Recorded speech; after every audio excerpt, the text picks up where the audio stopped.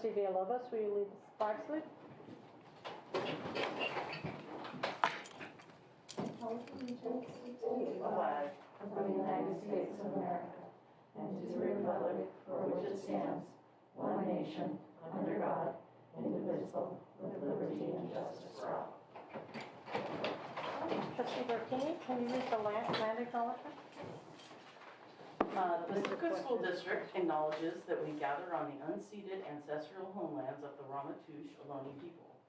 As guests, we humbly extend our gratitude to the Ramaytush Ohlone elders and community. We recognize that we benefit from living and working on their traditional homeland, and we affirm their sovereign rights as First Peoples. As the original stewards of this land, the Ramaytush Ohlone understand the interconnectedness of all things and the importance of maintaining harmony with nature. Likewise, Pacifica School District commits to teaching our school community how to be responsible stewards of this land. Thank you. And Barbara, would you please take the roll call? Trustee Verdal. Here. Trustee Burkini. Here. Trustee Doggett is absent. Trustee Patel. Here. Trustee Villalobos. Here. Thank you. The district digitally records the audio and video portion of the meeting. All recordings are kept in the superintendent's office for 30 days and are available during that time period for inspection by members of the public on district equipment without charge. In-person speakers wishing to address the board on agenda or non-agenda items, please complete the request card with your name, address, and the item number and submit it to the board president or the superintendent. You will be called to address the board and may speak for up to 3 minutes. Virtual speakers wishing to address the board on agenda or non-agenda items, please submit your first and last name and agenda item you wish to speak on in the Q&A area of the webinar. Please do not submit comments or questions in the Q&A area. You will be called to address the board. Your microphone will be unmuted, and you may speak up to 3 minutes. After you have spoken, your microphone will be muted.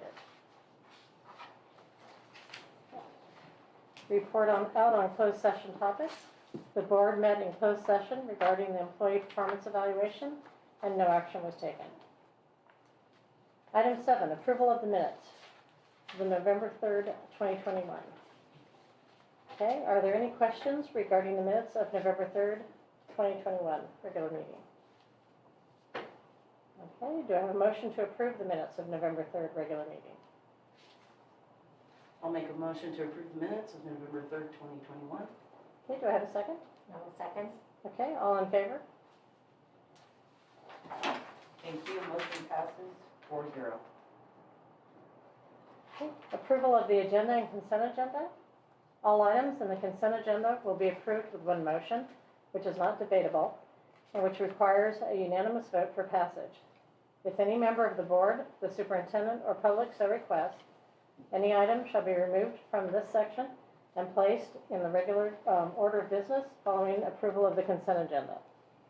Are there any questions regarding the agenda or consent agenda? No questions, but just a quick comment, just saying congratulations to the new hires and the promoted employees. Okay. And do we have a motion to approve the agenda and consent agenda? A motion to approve the agenda and consent agenda.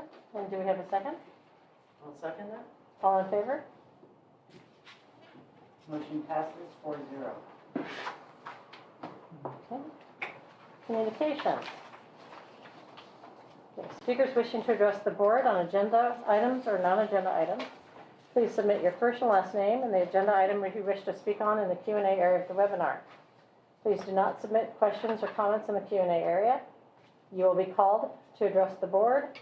Your microphone will be unmuted, and you may speak up to 3 minutes. After you have spoken, your microphone will be muted. LSCA? No, Carla and Josie, you're letting. Yeah, she's been promoted as panelist. Can you hear me? Hello? Hello, hello? I think the screen is off.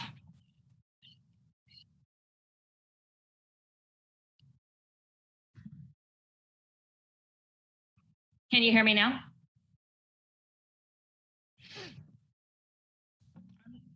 I'm not muted.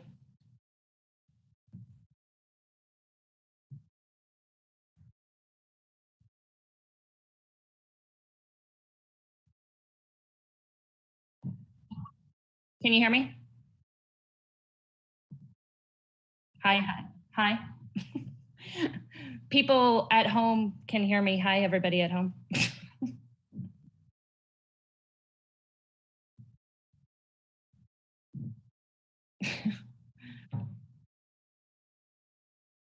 Hello?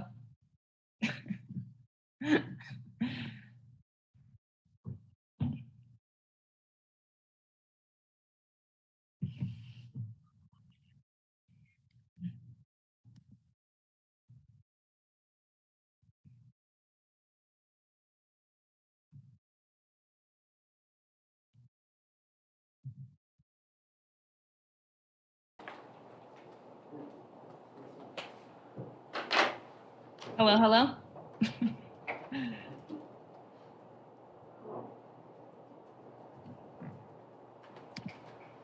Whose computer is that?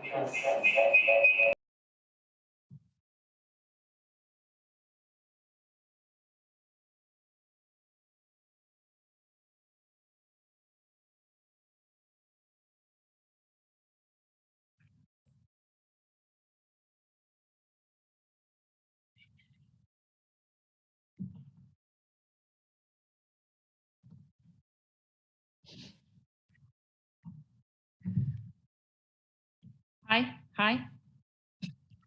Oh.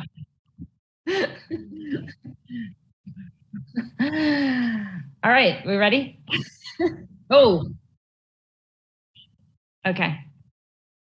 Are we now? Okay. Good evening. We look forward to negotiating on December.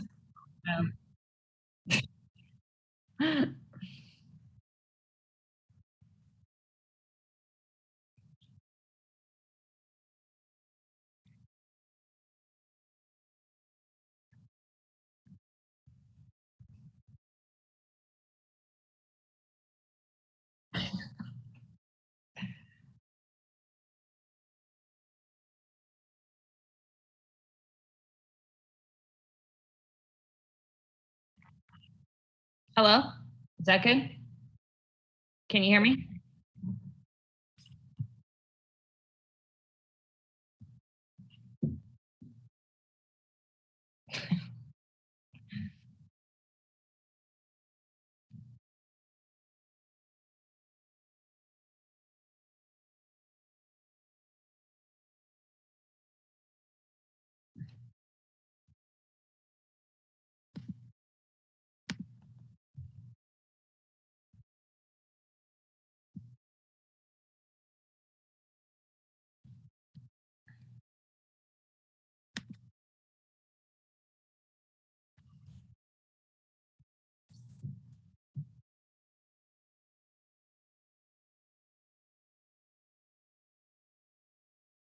Hello? Hello, hello?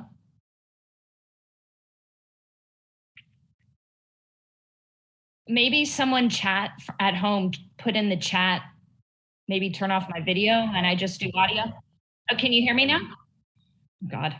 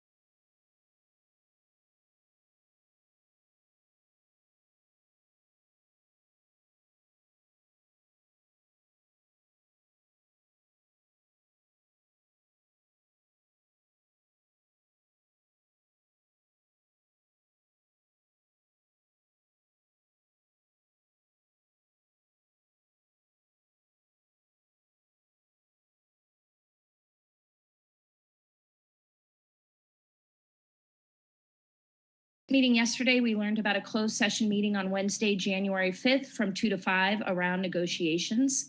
Even though it is a closed session, you have a responsibility to start the meeting with public comment. Unfortunately, this would be during our contracted work hours, which would prohibit any ability for PSD employees to share their thoughts.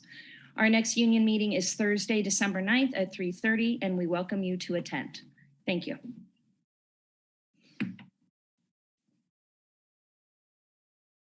CA? Same problem. I don't see Ms. Nicole. Yeah, I see Mhm. her. Yeah, she's here. You want me to put her in there? I got her. There she is. Hi, Nicole. Hi, guys. Hello. Of CSEA. Welcome back. I hope everyone had a very enjoyable week off. I would like to let everyone know that our latest Above and Beyond recipient was Mr. Ron Douglas, a day custodian at Ocean Shore School. Ron was touched by the sentiment and asked how he could nominate someone else. I told him, just tell me who it is. And he said, I could not do that because I would have to nominate everyone I work with. The district and CSEA met yesterday and we discussed the openings in the technology department.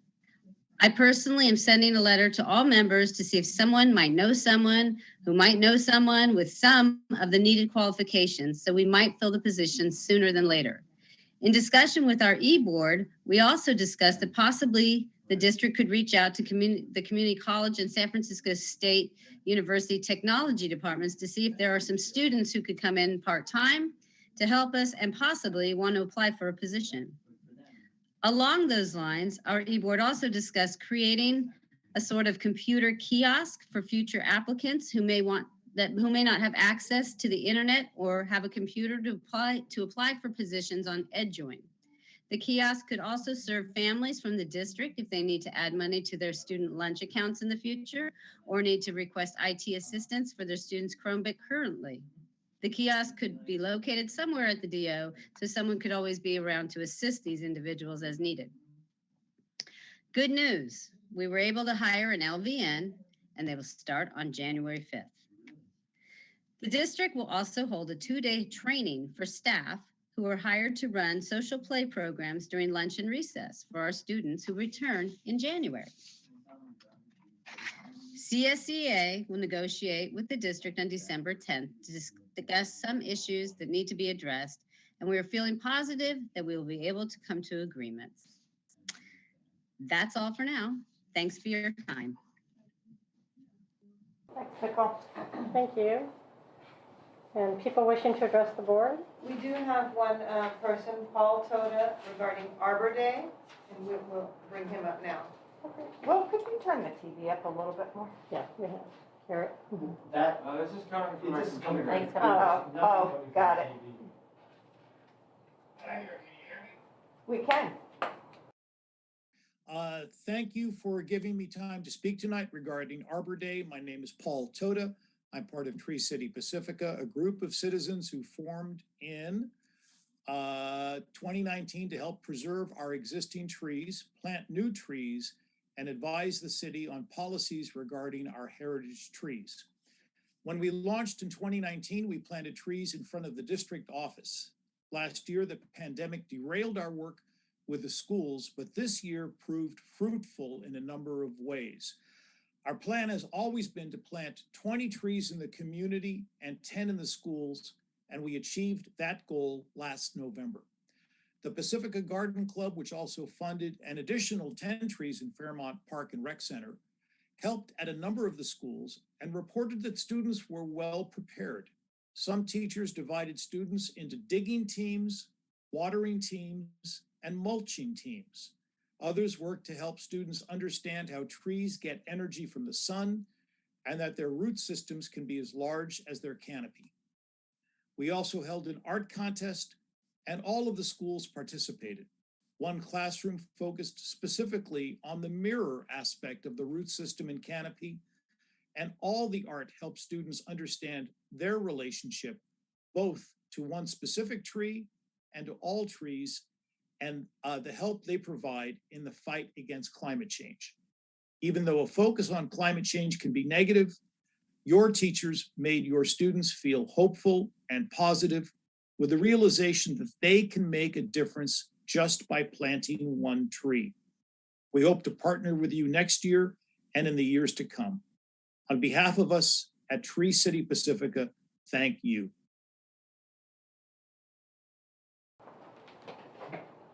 Okay, so Kelly, public comment? That is the only public comment. You keep going. I'm going to sneak out and go look for a bigger speaker. Oh, okay. So- Well, this was correspondence from you, so it's the next item. No correspondence. Okay, so board superintendent communication. Would you like to start? Yes, I can start at no communications. No communications. Oh, Lord. Oh, okay. Nothing this time around either. Okay. Had the workforce housing meeting with the city regarding the Odstad property, and helped with the vaccines for the 5 to 11-year-olds up at Sunset Ridge, and there were 500 signed up, and it went relatively smoothly, all things considered. A lot of paperwork and insurance, which is never fun for anybody, but we got past that. And then went to Soul Grind this morning for the SPED, for the get-together, the coffee get-together, and it was really nice to see how all the parents support each other. So I've really appreciated being able to go. Laverne usually goes.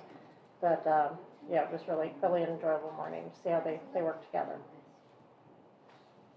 Okay, and we'll wait for Dr. Olson on that, or You can keep going. keep going? Okay. All right, district business. District goals.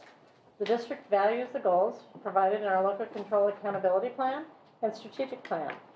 All of our district board agenda items are tied to these goals. One or more goals are listed in the description of each board agenda item. The details for each of those district goals can be accessed on our district website at www.pacificasd.org. Okay, item A, certification of first interim report for 2021-2022. Josie Peterson. Thank you, Trustee Vidal. Will's going to bring the report up on the screen shortly. I'll go ahead and start. So the first interim report is our updated budget report, and you can go ahead, that's the contents. You can go ahead and go to the next page. Thank you. So it is an update of our budget, and it includes the spending as of October 31st, and then we also have projections for the rest of the school year to show us what our total budget projections currently are for the 2021-22 school year. This report contains the detailed budget statements as well as multi-year projections. And you can go on. I'm going to go through some of the differences. The last time the board approved the budget was in May of 2021. And so now the first interim report will show you an update of where we are. You can go ahead to, yeah, thank you, Will, to the COLA. So one of the biggest changes we have is when we prepared our budget, the state had not yet finalized their budget. So the COLA that we had included in our budget was 3.84%. That's in the first column. And then the second column, it shows you what the final state budget was when Newsom approved the budget.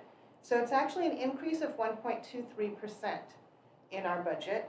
And then it goes ahead and shows you the multi-year COLAs and the projected changes in the final state budget. Now those figures will change again in January when the governor comes forward with his January budget proposal. We can go ahead and move forward. So another, one of the biggest changes we're facing now is a change in how Pacifica School District is funded. The local control funding formula determines how school districts are funded. It's a state funding formula. It's really based on the average daily attendance of the students by grade level, and there's some additional funds for class sizes and students who are identified in various categories. Now, the difference in state funding and community funding is districts that are community funded receive more property taxes than the state calculation dictates. So a lot of San Mateo, not a lot, but several San Mateo County school districts have been flipping between LCFF funding and community funding, or what they used to call basic aid. And so this year, you can go ahead and move forward. Thank you, Will. Just recently, on November 15th, the San Mateo County Office of Education contacted us to let us know that Pacifica School District will flip into community funded this year, or what you call basic aid. And that's a result of other districts that had flipped. When a district flips, and then they flip back again, they're no longer eligible for supplemental property taxes. And so when there was 3 school districts that flipped last year. So this year they were not eligible for the supplemental property taxes, which means there was a larger distribution for those that were left. And so Pacifica School District received more property taxes, or is projected to receive, because this is the period 1. So these are their projections right now. There could be changes, but it's projected that we're going to receive more property taxes than what our ADA student enrollment to the LCFF formula comes up with. And so the calculation is currently $1.4 million into what's called community funded. We'll receive $1.4 million in what we had projected. So again, based on the county estimates, they're estimating that next year, Pacifica will flip back into what's called the LCFF funded category. And that's a result of us not receiving that large amount of supplemental property taxes. It's about 7.4 million is the current estimates. So it's really good news for this year's budget. It's challenging for us moving forward, because we're going to have a large increase in revenue this year, and then next year we're going to have a large decrease. So if you can go ahead and move forward. This is just a demonstration of the current revenue projections for Pacifica. And you can see the large red portion is now LCFF property taxes.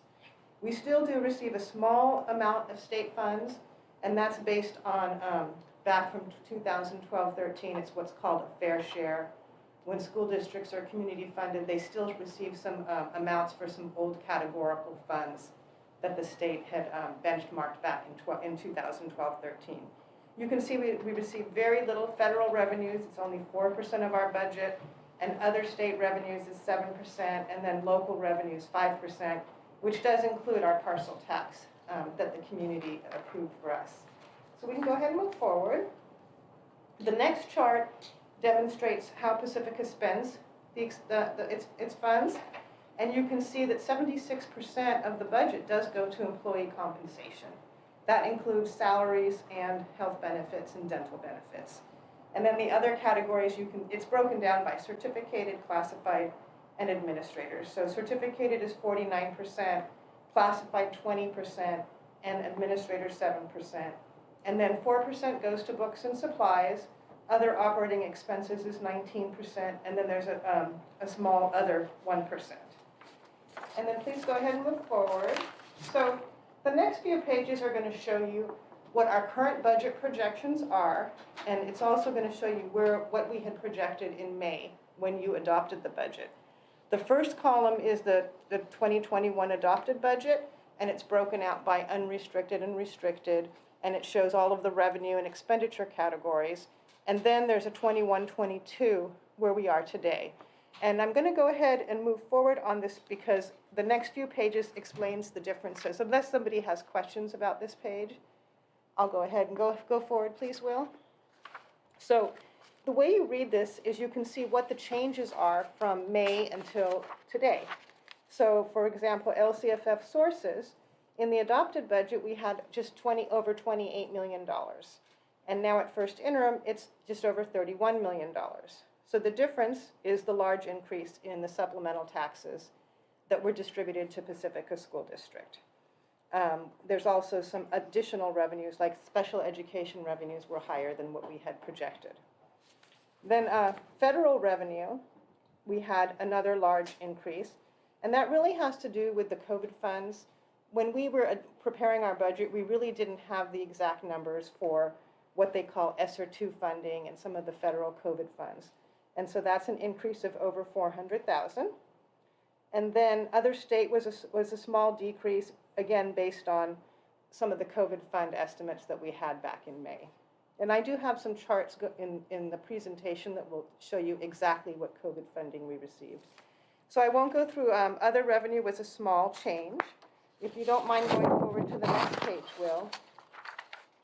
The next page is our expenditures, and the largest change here was we hadn't at the time we adopted the budget known about the salary increase for employees.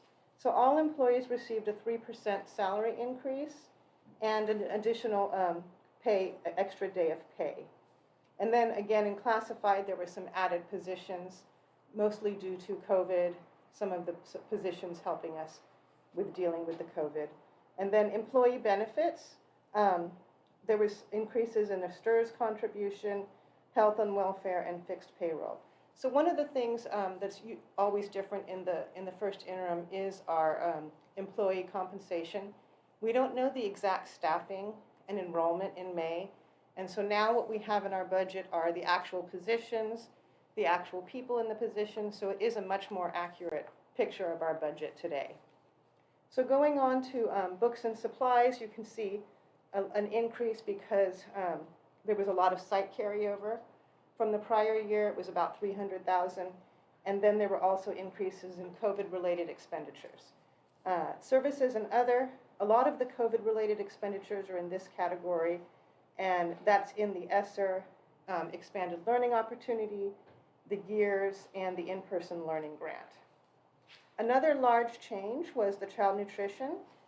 It is now projected to be self-sustaining for the first time in many, many years. And that's because the state is funding us for every single lunch that we serve. So that's another positive for our budget.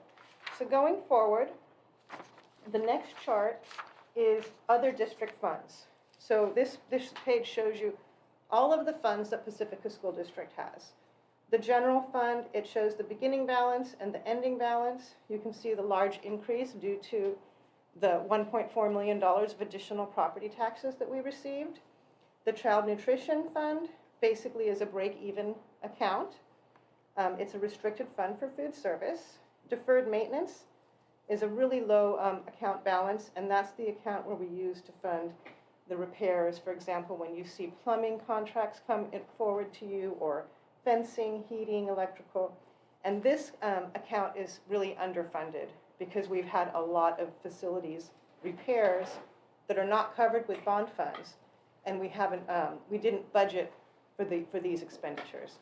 So this is a fund where the state used to contribute $120,000, and the district used to match that amount. So the fund used to carry $240,000 to cover all of these unanticipated repairs. Currently, this is one area of need in our district. Fund 17 is the special reserve fund other than capital outlay. So that's really an additional reserve fund for the board has set aside. You cannot use these funds without the board transferring the money back to the general fund, or you could increase the reserve if the board determines they want to transfer funds from the general fund into this fund.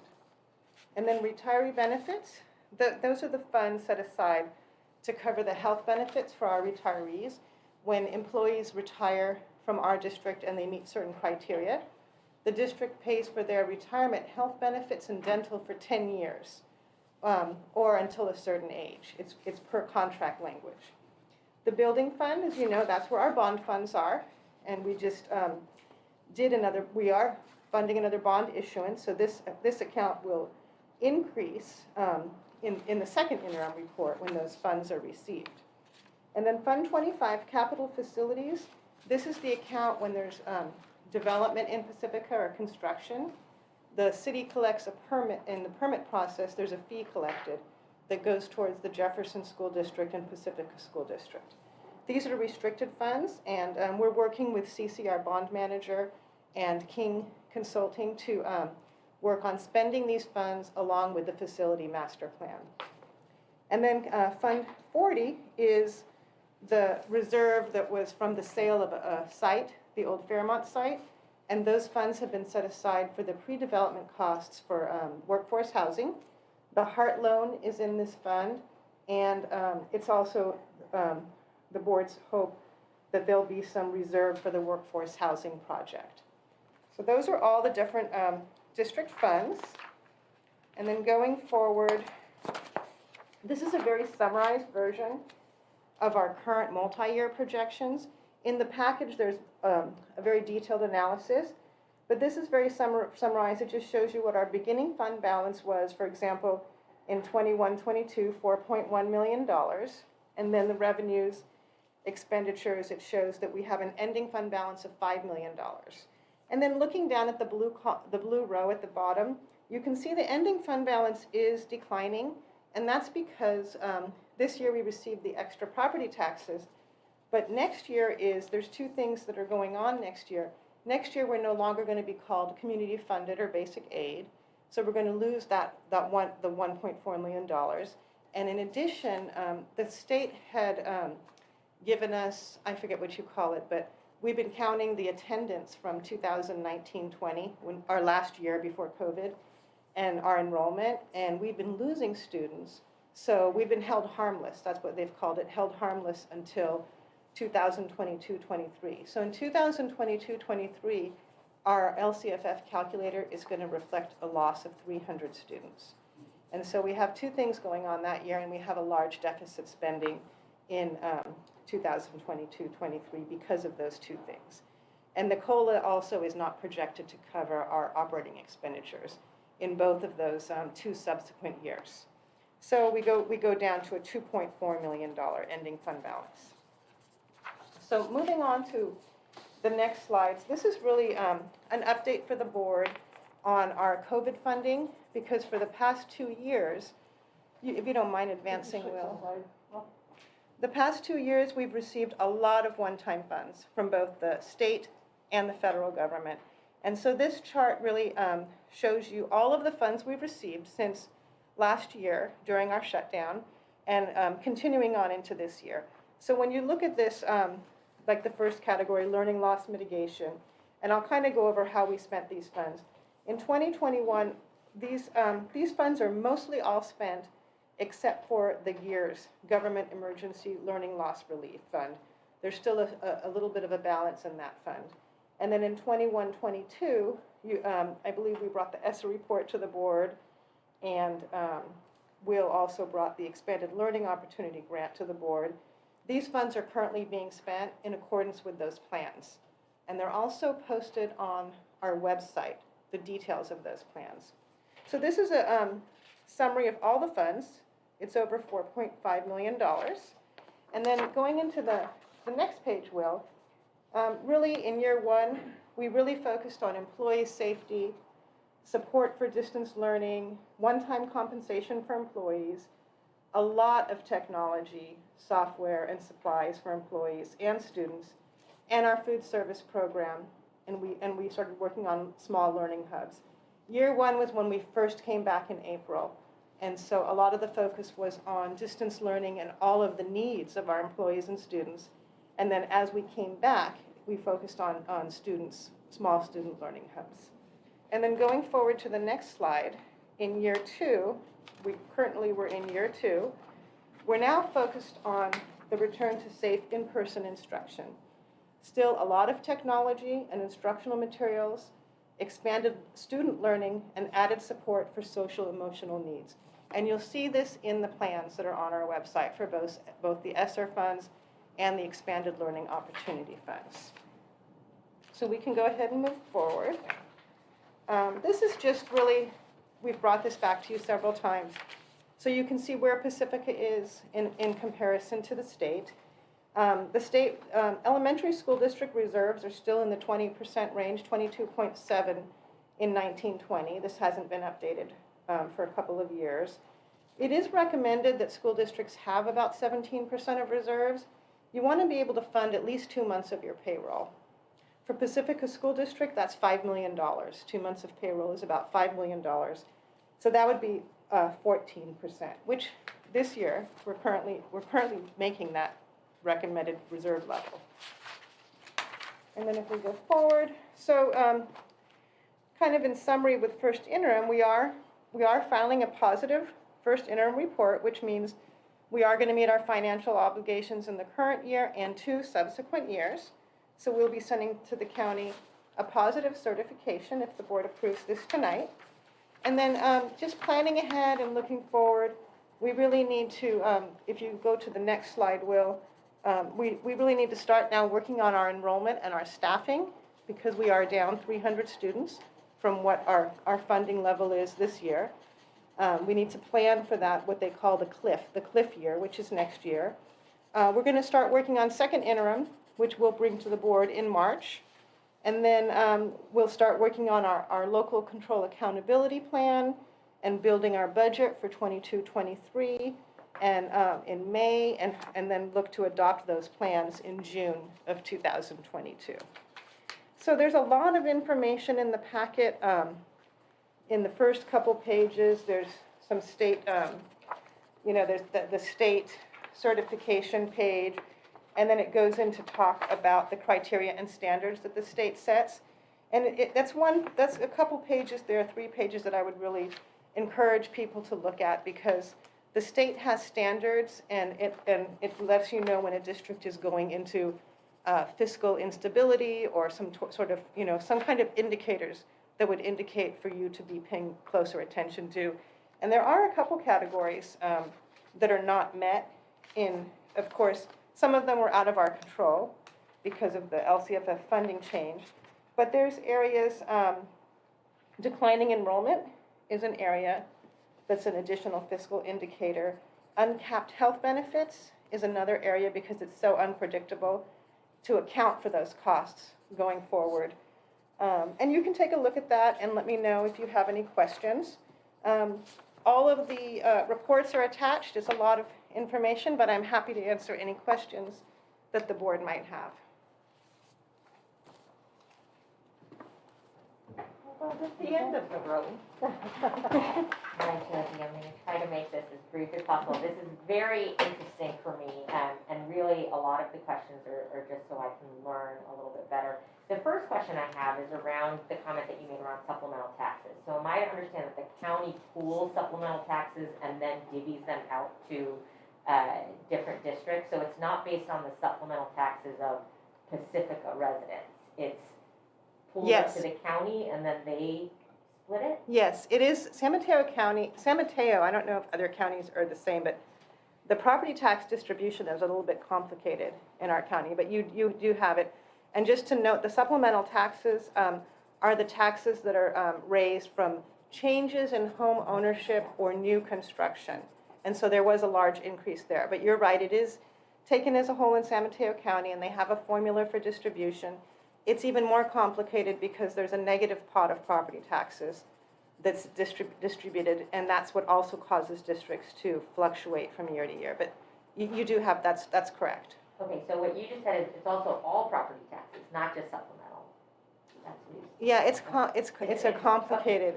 And then one other question that I have is, given the switch to basic aid, is the percentage that we are now over the revenue limit or what would have been the LCFF, is that the 1.4 million? That's how much we're over? Exactly. Okay. Yes. Great. And then the other question I have is, have we seen this before? Has Pacifica been a basic aid district before, or is this the first year? No, this is the first year, and I was very surprised because they only told us like 2 weeks ago before we could, start preparing the report. So I was really surprised when the county notified us. Yeah, interesting. I too was surprised when I saw the email from the superintendent. And then the other question I have is, when do you get the projections for property taxes? Because now it's on a totally different schedule. We just got them 2 weeks ago. Oh, okay. 2 weeks So ago. the last estimate we received in August of 2021 did not have this calculation, and then we received an updated on November 15th. Great. And then one other question, does this impact any specific restricted or categorical funds that the district had been planning for? No. No, it does not impact any of the restricted or categorical funds. Okay, great. And then Can I just maybe answer that one too? That one of the differences when you are community funded is that you get X amount of money, and it is depending. It doesn't matter whether you have 3,000 students or 3,200 students, right? So in that case, the fewer students you have, the more per student that you have. And then, however, when you're in the LCFF, per pupil funding matters a lot. You want to bring every student possibly in. And that's going to be one factor, but the good news is probably in a good 5 years, we'll be over that line consistently. What it does kind of signal is the next couple years are going to be rocky and uncertain. And we know in Pacifica, we're used to uncertain, but this is probably more uncertain. It's going to be a tough couple of years. Yeah, and just to that point, you know, I agree, Josie, on your comment of looking at the fund balance, really kind of re-looking at the budget from a structural standpoint. And I know the superintendent has a community committee plan to look at that, but I would agree that that's a really important activity to do in the next couple of years. My last question is a very specific question, but your comment on deferred maintenance was very interesting. Deferred maintenance to me means kind of unexpected costs that would come up in the district. Do we have an adequate fund for routine maintenance and basically preventative action? So, you know, we're looking at our facilities and whatever we need and conducting that kind of repair? So that's a very good question. There is a state mandate, what's called restricted routine maintenance account, and it's in the restricted side of the budget. And it's mandatory that the district put 3% of funds into that account every year. And that is just over $1 million. And that really, I'll try to answer your question. It's not adequate because it funds the current maintenance department. So it funds the activities of the maintenance department and fixing small things. It doesn't cover deferred maintenance. Like, they do have routine maintenance where they change filters and they have routine things they do and work orders, but it doesn't cover deferred maintenance for when the roofs need to be replaced. We have what's called a FIT program, where it's a facility inspection tool, which you'll see when Will presents the SARCs. You'll see the condition of our sites. So every year we're looking at the condition and marking what needs to be done, but we don't have funds to cover painting and plumbing. I think you'll see a large plumbing expenditure coming up at Cabrillo School. We don't have enough in the deferred maintenance account. Deferred maintenance in our terms is really the roofs, the plumbing, the carpet, the paint, all of those things that are not day-to-day expenditures, but like annual things that you plan for. There is not sufficient funding for that. Does that answer your question? Absolutely. Thank you. Great explanation. And then the last comment that I wanted to make is I thought this was very well organized and put together, and the level of detail was extremely helpful for me. And I usually ask a lot of questions, but your presentation prevented me from asking. Oh, thank you. I really appreciate that. Thank you. Well, I emailed you earlier because I was like, Josie, is that a 14% reserve we have? Because my eyes could not believe it. And, you know, getting information like that, you know, being on the board for 7 years and always like just barely making the 3% or the 4 or 5%. So it's kind of like a relief for right now that we're able to have the 14%. The one question I have, and this might be for you or Heather, is how do we increase enrollment? I mean, because have we ever lost 300 students before? You know, I think that's a great question, and we can talk about it in the future. This year, we don't want to increase enrollment, right? We want to keep it relatively small. I think 3,000 is kind of a perfect number for us, and right now I noticed today we were at 2,835. So it is creeping back up just slightly. So in these kind of uncomfortable flip-floppy years is not the time that we say to all of our neighbors, come on in. So, you know, we're going to have to strategically work with some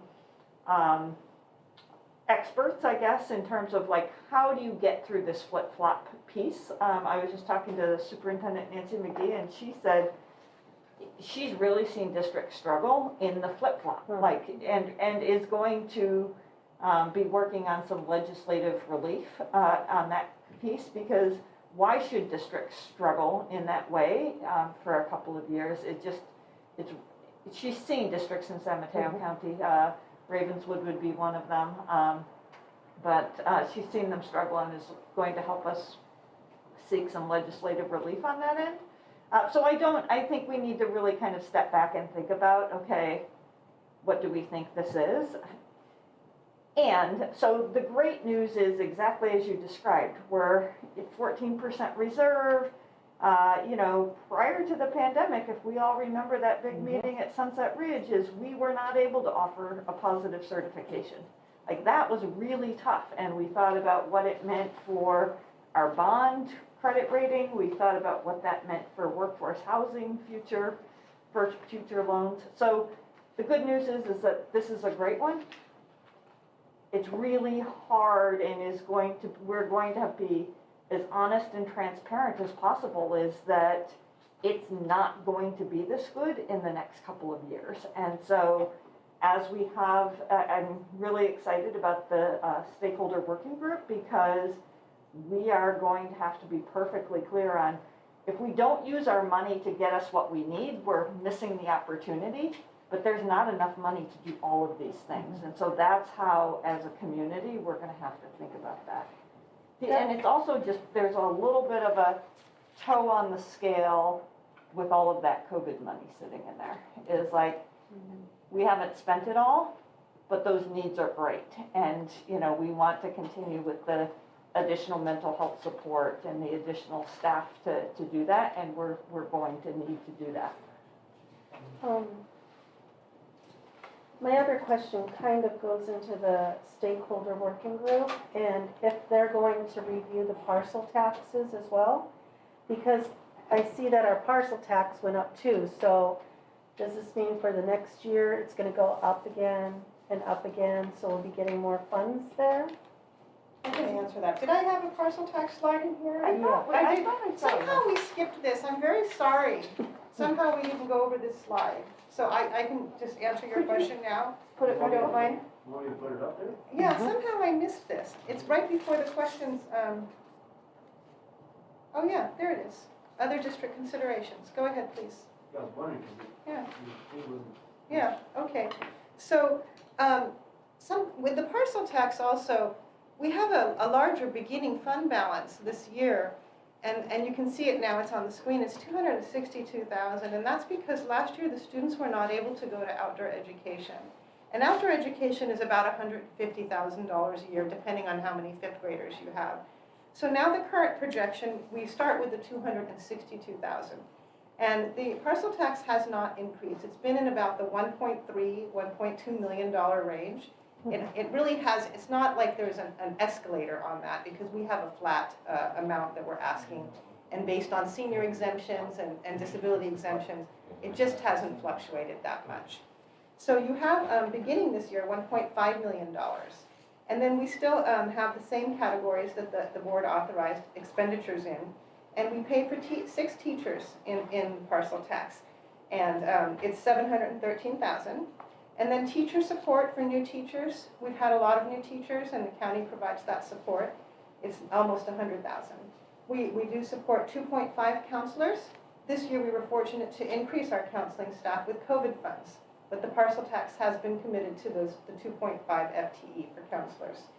And then library media technicians, the parcel tax covers 4 hours per school site. I know some of the schools add some time, but it's 4 hours. And then outdoor education for both 5th and 6th grades is $275,000. And I've heard very good things this year about the kids coming back from outdoor education. That's really exciting.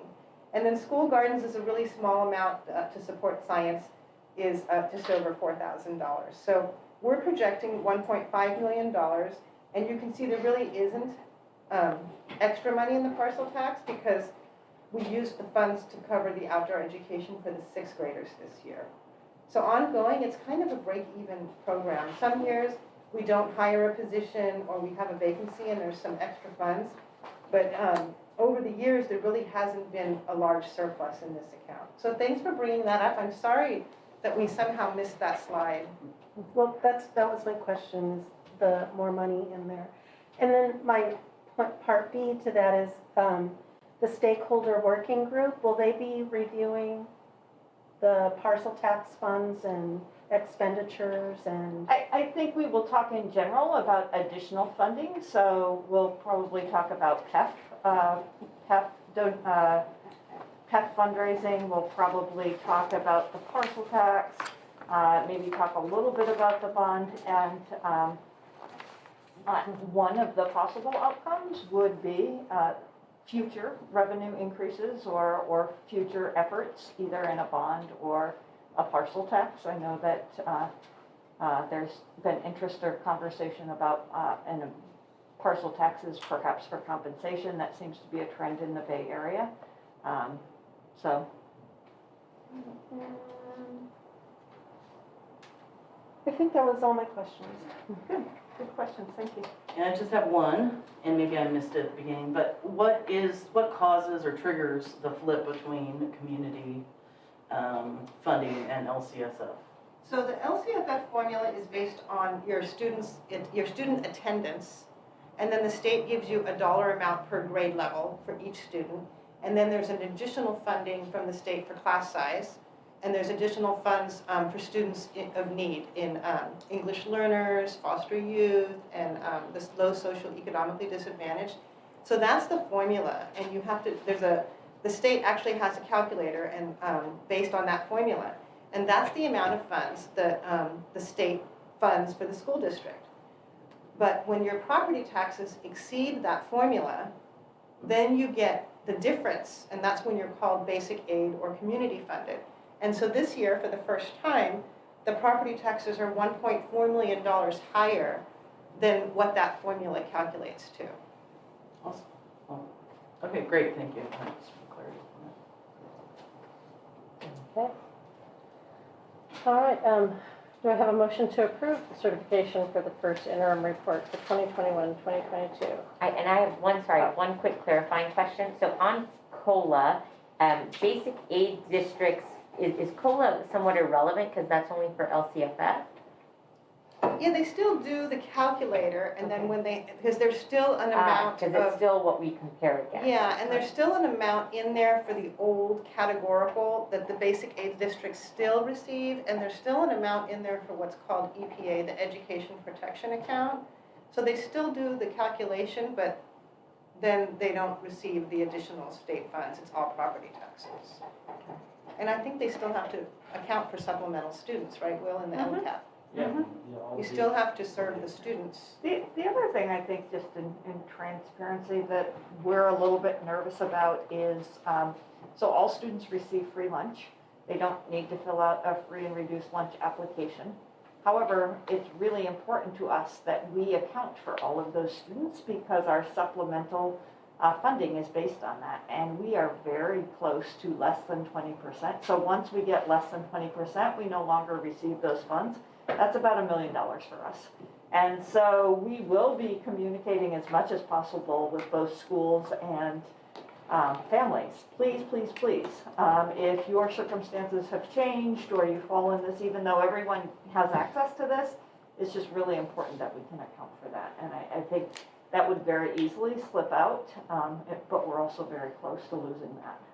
Yeah, presently, right now, we are below, but it's not at the time when they make the decision, but we are below 20% right now. I mean, it's just, we gotta get everyone to fill out this application. Yeah. When we have that communication, can we make sure that parents know that this is actually really important to our funding? Yeah. Because I think often when parents see it, they just see, oh, it's another document I have to fill out for the districts. They don't really see how there's a connection. Okay. But if we make that clear, I think parents will be more responsive. And I think if we can do that kind of as throughout the district, right? So that the superintendent says it, the principals say it, the teachers say it, the parents say it, I think that's going to be important. Thank you. Will I make a motion then? To approve the certification of first interim report for 2021-22. Okay, do I have a second? I will second it. Okay, all in favor? Motion passes 4-0. Thank you. Okay, thank you, Josie. Thank you. Item B, single plan for student achievement. Lucy. All right, I'm gonna take a little bit of time here trying to get this up. Could you help in getting all of these principles as panelists? Yes, okay. And the one thing is that also, could we turn up the volume on that TV maybe to see, so all of our presenters are gonna be virtual, so. We'll have to change the speaker. We think we have it? Well, I'm on the Bluetooth now, so we can try. Oh, okay, perfect, perfect, Yeah. thank you. All right, okay. Thank you for your patience here. So what we put in front of you is a recommendation for approval of the school plans for student achievement for Cabrillo, Ingram B. Lacey, Ocean Shore, Ortega, Sunset Ridge, and Valamar. You received or it was on the packet that you received the SIPSs for each of those schools. And when I say SIPSs, I'm referring to the school plan for student achievement. The purpose of the SIPSs is to ensure the high level of student achievement, meet funding requirements, and establish a site plan that is aligned with district goals and priorities while ensuring continuous growth through the implementation of strategic actions, monitoring and adjusting as the Ed Code Section 64001 states. The important part there is that it is that these plans are in concert with the local control accountability plan, number one, and they meet the individual needs of the students at those particular schools based off data that's received. So I'm going to turn it over to each of the principals, and they're going to share the data first from their just general data from their sites, their site data, and then also their highlights of their plans, meaning the actions, metrics, and goals within those plans. So first up we have is let me get her slide up here. Is Annie from Cabrillo.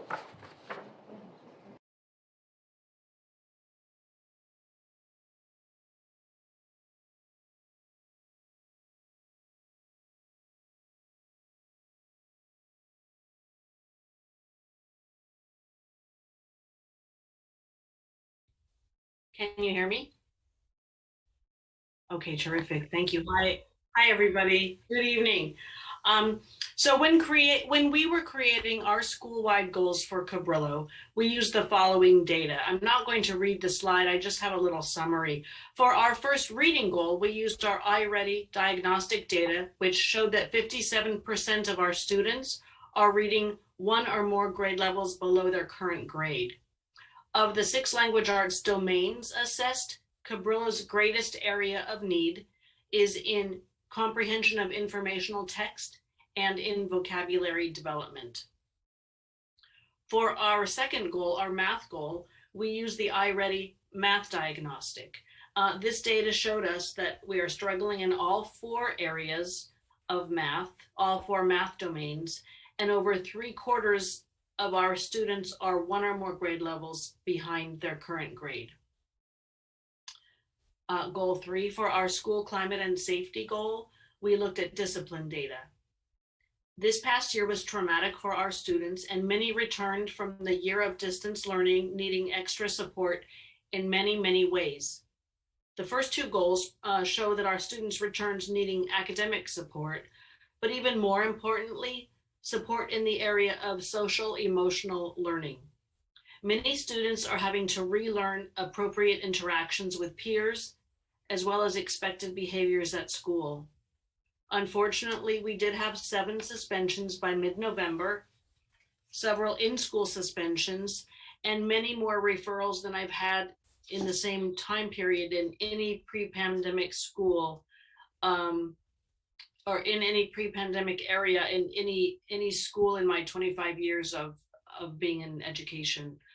I know that other schools and districts are reporting similar struggles, but we're working very hard, and we're proud of the activities and the action steps that will help us make great growth in this year.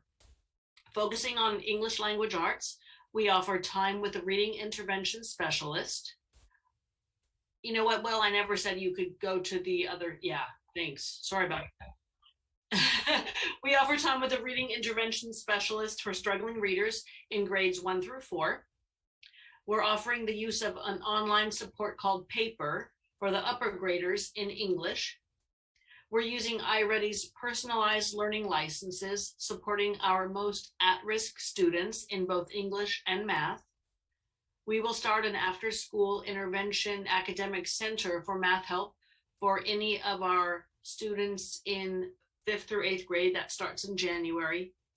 And focusing on our social emotional learning, school climate and safety, we are continuing and expanding the use of the Caring School Communities curriculum to address the social and emotional needs of our students. Lastly, finally, we're so grateful to have a full-time counselor at Cabrillo to create and present lessons that reinforce a positive school climate. Thank you.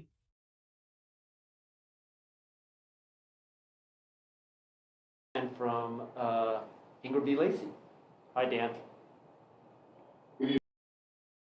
So I like to say that we're using the iReady diagnostic results, and we're very pleased to be using the iReady platform over the standard CASP data, because we're able to see a change over time in the same school year rather than waiting from year to year. So in our first two goals for the SIPSA, the first one is the language arts. We use the iReady data from our diagnostic early in the year, finding that 35% of our students are scoring 2 or more grade levels below grade level in the area of understanding and application of vocabulary, which is about 140 students total. In math, we have 23% of our students are scoring 2 or more grade levels below grade level on the iReady diagnostic in the area of numbers and operations. So that's about 100 students overall that are scoring 2 or more grade levels below. And then our third goal is around school climate and social emotional support for students. And we took the Panorama 2021 survey, which indicated that 45% of our students were not feeling engaged with school because of the distance learning model. 55% of the students definitely said that they needed some assistance with their peer relations because they had not been around other children their age. And then the families also indicated that their student needs were not being met, and that would be the academic and social needs. In addition to that, we are looking at reducing the overall number of documented student incidents by 20% using our current year data. And that if we extrapolate that data from the information that we currently have to the end of the school year, we would have 87 documented incidents, and that would be anywhere between lunch detention, after school detention, in-house suspension, which is what we've seen thus far. And what we'd like to do is reduce that by 20% over the current school year. You can go ahead and move on, Will.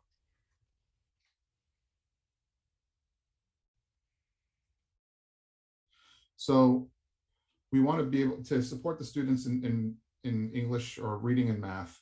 We're targeting those students that were English learners or in socioeconomically disadvantaged students in the areas of reading and math for the iReady personalized learning. These are students that have, over time, we have been our target students when we're using CASPA data. And so we want to continue to further support those students with acquisition of skills and for vocabulary, as well as numbers and operations. We want to seek out and provide additional professional development for the use of vocabulary across all grade levels and content areas, and that's something our staff is really looking for support to be able to support the students with the acquisition of vocabulary. We are providing funding for before and after school homework and academic centers to support the students with homework completion, projects, classwork, and the centers are staffed by our site teaching staff, and we've been doing this for many, many years. We found it to be very successful. We're also using paper like Annie is over at Cabrillo for our 7th and 8th grade students, and we're getting good use of that online source from our students. And we want to continue working with Tanae Weller and High Expectations to provide family success nights around supporting their students in learning and achievement. And our staff is also asking for facilitated professional development opportunities to improve their knowledge and understanding of implicit bias and restorative practices. We initially had trainings with Circle Up Education probably 5, maybe 6 years ago, and we're looking to have to work with them again in the future this year to bring back some refreshers for our staff because of staff turnover, and just it would be a great idea to just refresh our knowledge. And then finally, we're going to be continuing to use the Caring School Communities curriculum through our advisory program. Thank you.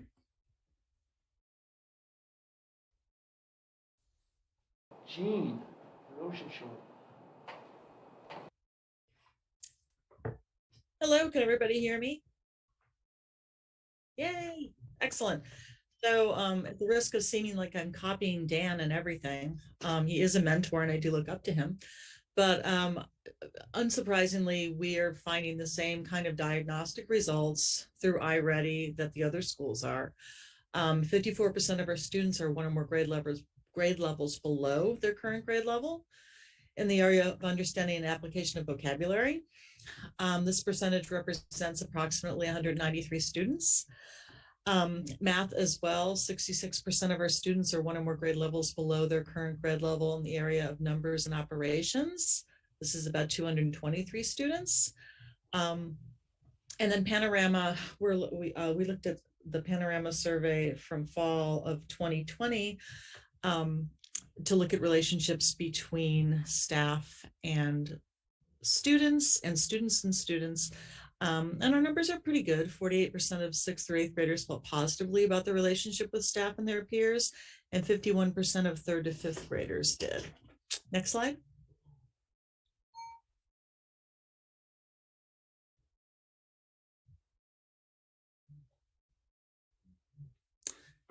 So like, Annie and Dan have already said, we're focusing on the use of iReady personalized learning support for our students, especially our English language learners and our students who are socioeconomically disadvantaged in areas of both reading and math.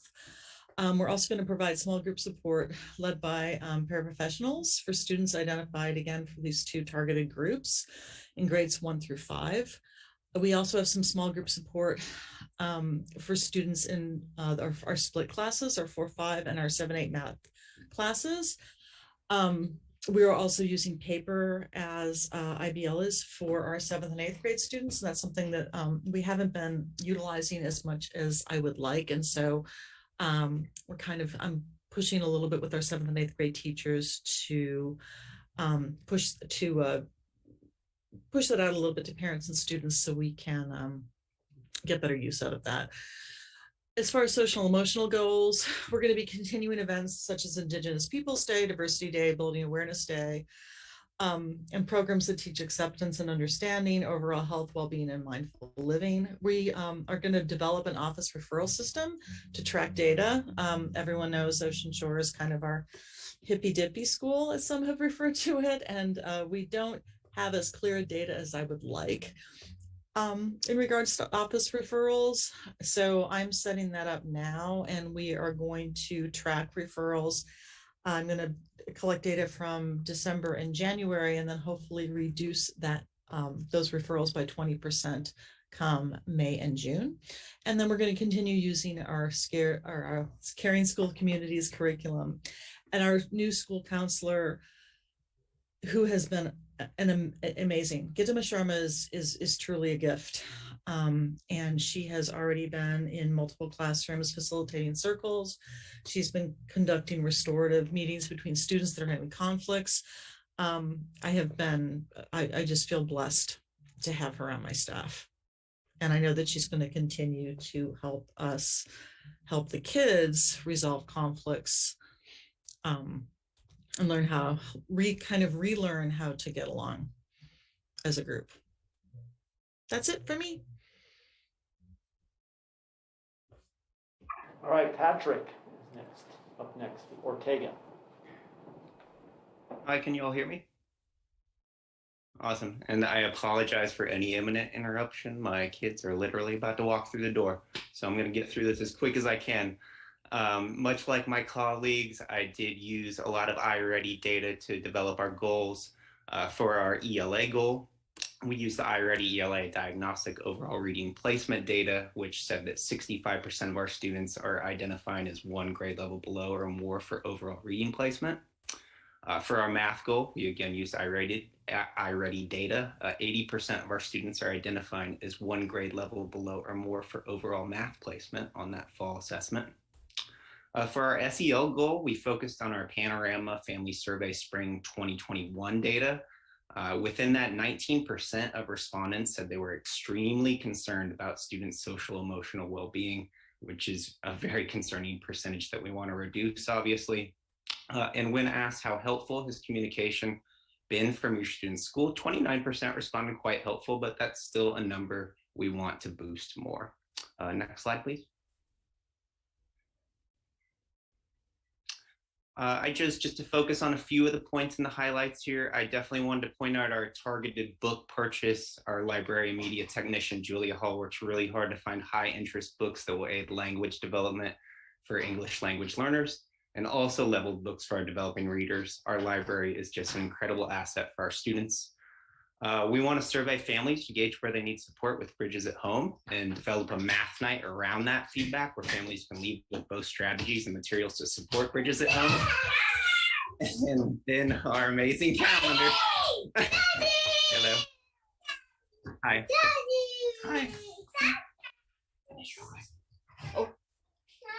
All right. And then our amazing counselor who's helping implement caring school communities with an emphasis on classroom circles and cross-age buddies. It's going a long way to restoring Ortega's sense of community and our students' comfort as we continue this transition back to school. That's all for me. Thank you.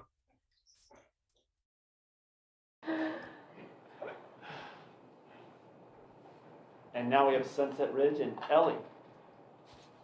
Hi, everyone. It's nice to see everybody. So I'm just going to go over some of the data that we used. Like the other schools have already mentioned, we used iReady assessments, and we had about 97.4% of our students participate in the iReady assessment for grades 1st through 5th grade. And we see that we have about 27.4% of our students meeting or exceeding grade level expectations in reading. And we have about 12.4% of our students meeting or exceeding grade level expectations in math. Using the instructional leadership team, the school site council, and our family engagement team that we've developed, and also using staff meetings and getting teacher input, we've developed a goal around a school-wide goal to address reading.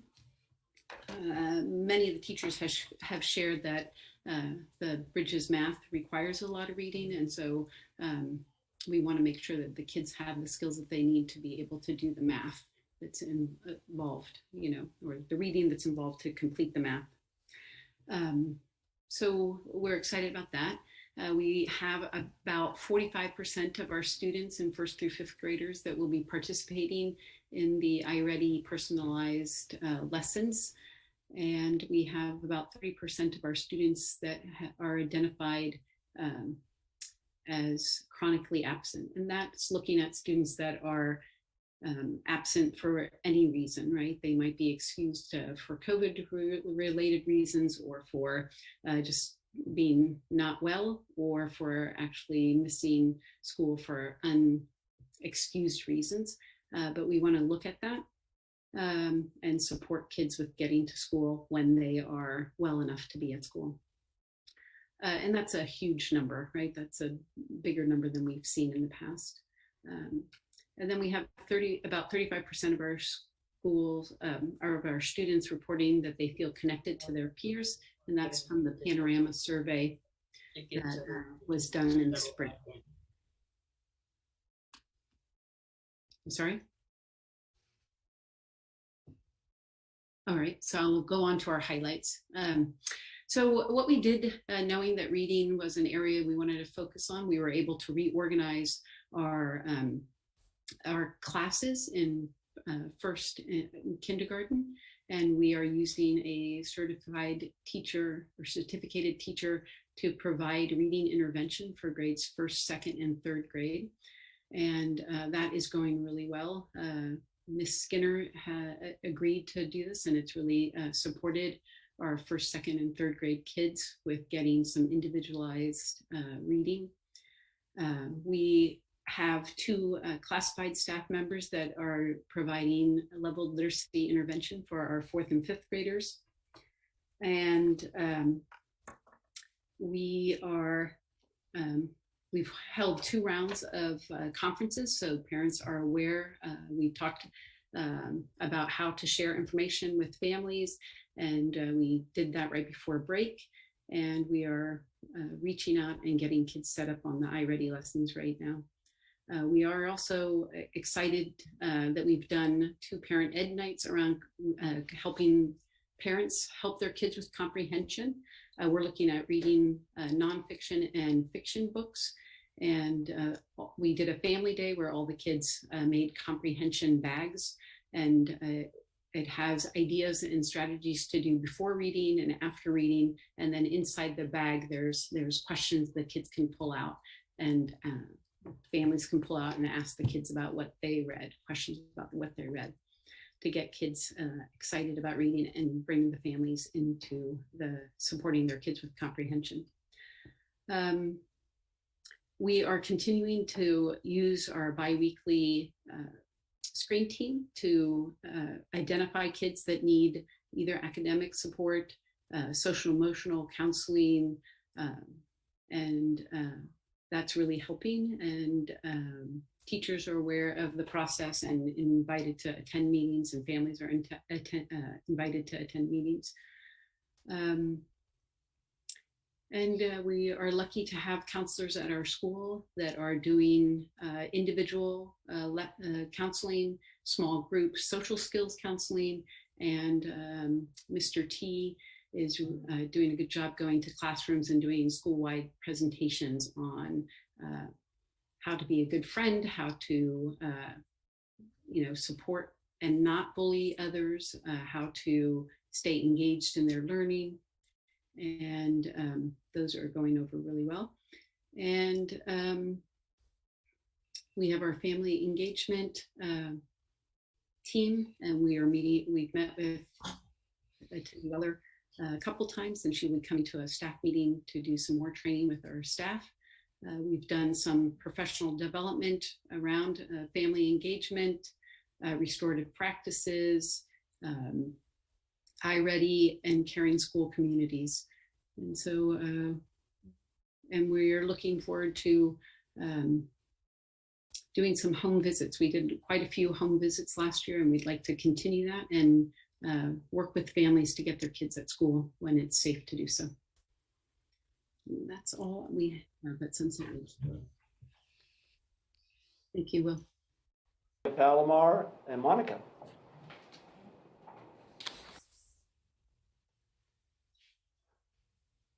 Hi, everyone. So I apologize, some of this might seem a bit repetitive because all of us are using similar data to support our students and to make decisions about goals and actions. So Valimar also used iReady data, the fall diagnostic. We had 41% at or above grade level for reading, and for math, we had 25% at or above grade level. So we're hoping to increase that by 10% for each subject area. And then our third goal was on our school climate. I took a look at data zone attendance data and our panorama survey from last year. And currently we have 63% of our students having satisfactory attendance, which is a 96% attendance rate. That's what satisfactory means. And then based on our panorama survey, 3rd through 5th grade, 37% feel connected to their teachers and 33% felt connected to their peers. This was last year, so we're hoping to increase this with in-person school. In 6th through 8th grade, 31% felt connected to their teachers and 20% felt connected to their peers. So we're hoping to work on that this year. And, obviously now that we're back in person, it's a whole different feeling. Will, highlights, please.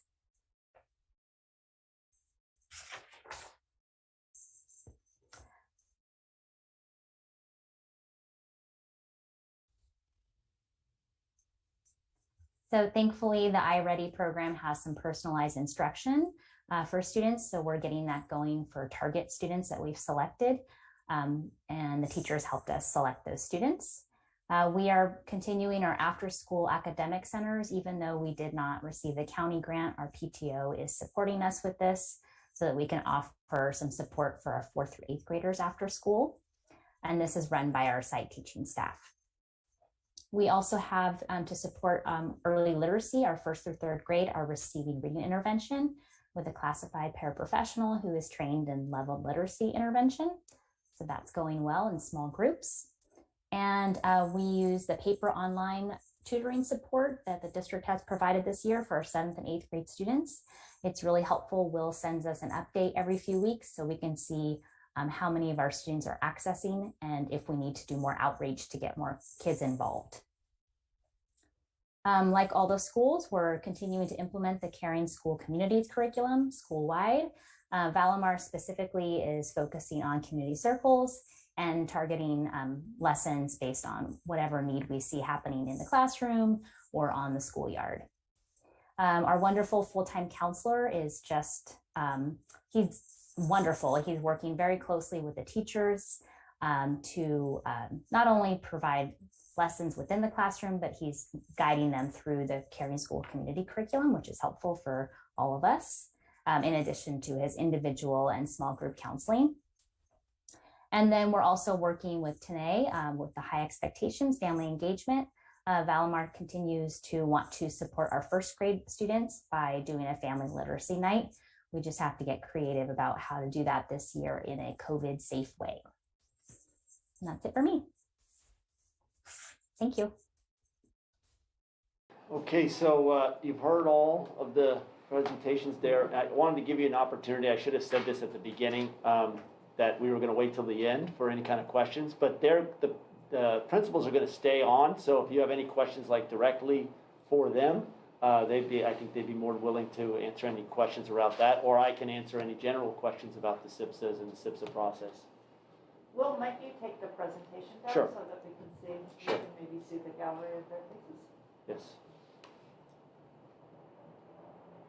There you go.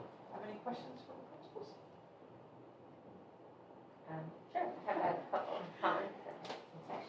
So first, one, I just wanted to say thank you for the presentations. I'm really encouraged by the thoughtful planning that went into both the analysis of the needs and then the highlights of areas. I thought that was great. And in fact, one of the things that I thought was really great about putting it all together was how we can look across campuses. And one thing that we see is the academic needs are actually very similar across many of the campuses. But sometimes some of the actions are unique to one campus or another. And I think some of that ability to idea share is a really great opportunity. I just highlighted a couple of actions or highlights from various campuses that I think were very interesting, and I'd love to see if they can be expanded across the board. One was before school tutoring. Many schools had after, but before was only in a couple. Push-in support for small groups in math. Teacher professional development around certain areas like bridges or the vocabulary development. Math night for families, certificated teacher for reading intervention.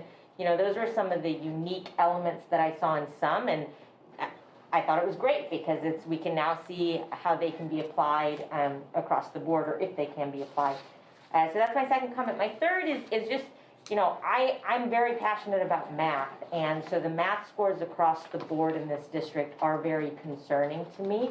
I consider it one area that I feel personally very, I care very deeply about it. And so I would just, again, I would love to see how much more we can think creatively about supporting our students in math. One of the things that I found in general is the one variable that makes a difference in math is time. So some students just need more time to understand the concepts. And so how can we be creative, not just outside of school hours, but within the school hours, to provide more direct math instruction and time for students to really get back to grade level.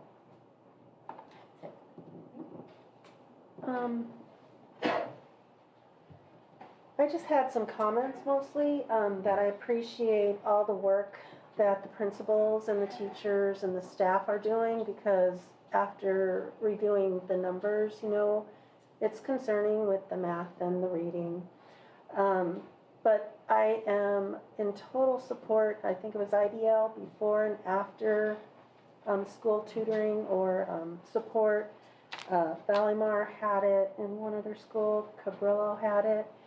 And that's something that I really think would help the kids, is the after school and before school. And I wanted to make a comment on Ortega. Ortega and Ocean Shore were my schools for review. And I noticed in some of the SIPSAs that there's aides that are going to be helping in some of these areas, and I'm just wondering if we're fully staffed and ready to go in and help the students with the aides who are in the SIPSAs. That was one of my concerns. And then I just love how Ortega is using the librarian to help in the language, because I don't know if you guys know, but if you read to your kids 3-4 times a day, they have 1 million more words of vocabulary. So I've heard the word vocabulary a few times in the presentations. So I just really like that Ortega is using the librarian to help with that too. The only thing, and this is a general across the board, is, we have some students who are really struggling, like the African American, American Indian, lower income, homeless, special ed. And for some, we don't even keep data for them. And I've repeated this several times. So how are we supposed to help, the African American, American Indian, if we're not keeping data on them, or if we're not sharing it with the board members in public like we're supposed to? And so, it's really one of my passions, and I may, as a community member, as just a citizen, I may write to the state to just say, this is not right. How are we supposed to help our kids if we're not keeping the stats on them and not making them known? So that's just one of my things about the SIPSA. So I would like to know, how are we going to help them right now? Because as of now, there's, in some of the reports, it says there's not enough students to report that on. So how are we going to know about those students? That's a question I have for anybody. Maybe So there are kind of two responses to that. One is that, and Linda actually pointed out, is how old the data is, right? If you look at the CASP data, it's just old data that's not really that current in general. So that's why each of our principals referred back to the iReady data. As the year goes along, we'll also be able to look at Fontes and Pinnell reading scores, other pieces of data, but just out of the gate is that we don't have kind of our annual summative assessment. Well, the other piece is that we keep track of how our students are doing, and it's one of the reasons why we went to a formative assessment like iReady that could give us that data. And I think Dan Little said, the good point is that it's not just once a year, it's over time, and that we're going to be able to see progress on that. So just because it's not something that gets reported in public doesn't mean that we're not looking at it. The reason that it doesn't get reported in public, just like with some of those suspensions, is that in places where there are very, very small numbers, it's a privacy issue. And so, but it doesn't mean that we don't care or that we're not watching.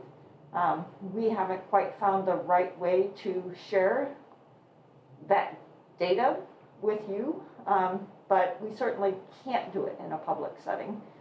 just because you do have a small number of kids, you don't want everybody to be able to say that, right? And so if anybody has suggestions for how we can do that or how we can do that routinely, but it doesn't mean, the schools are looking at students and they're looking at their success. And one of the things that I heard as a recurrent theme was the use of other team members that we haven't always had available. So looking at a school counselor, I think just like Ortega used their school librarian, they also called out the use of the school counselor to kind of bring back that community spirit. So I do know that the schools are looking at supporting all students. Yeah, if I could just add to that, I know that during the SIPS planning period, I was working directly with a lot of the principals and getting these together, and they were working with their school site councils, and I know that conversation was happening. Even though they can't be identified, there was this idea of how are we supporting these populations? How is iReady benefiting, or the data we're pulling from iReady benefiting these populations and moving forward? So I know the conversation's happening. iReady individualizes it, so they're saying, okay, these students are students that are struggling. They may fall into these groups. So there is a attention that is being given to them, beginning to that. And then the other part about the CAS status, it's not even dashboard qualifying, meaning that the data we just received from the last CAS tests, which was incomplete, and there was a bit of the have and have-nots and who actually took the test, that it just wasn't valid data that would support especially those populations. Yeah, I was just concerned because the children in our district with the most challenges are some of the ones we're not reporting out on. And so there's a correlation there. And so 1,000%, and I will also say that, prior to the pandemic 3 years ago, we do really well with kids that traditionally do very well in school. And I think, as with what happened in the rest of the country, is that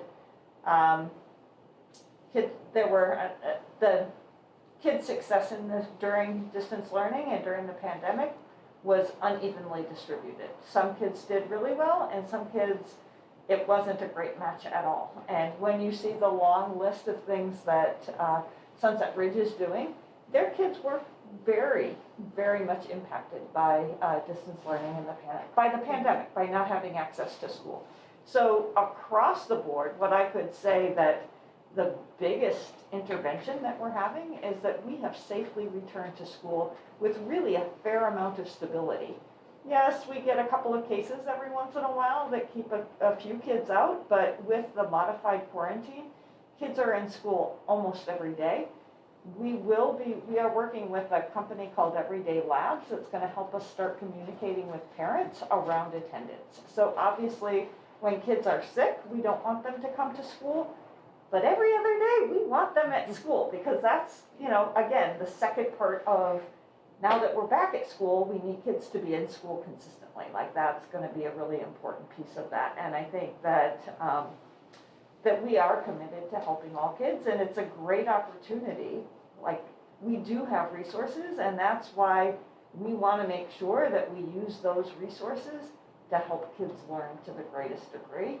And the kids that were most disproportionately impacted, we want to make sure that money goes to supporting those kids.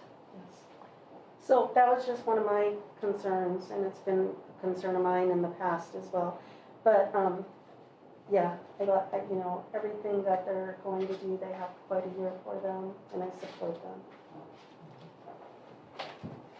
All right. I also just want to say thank you to everybody that pulled together all the iReady data. I know it was hard for teachers to get that given, but it's really valuable for all of us, and I think will help the district greatly. So thank you so much for doing that.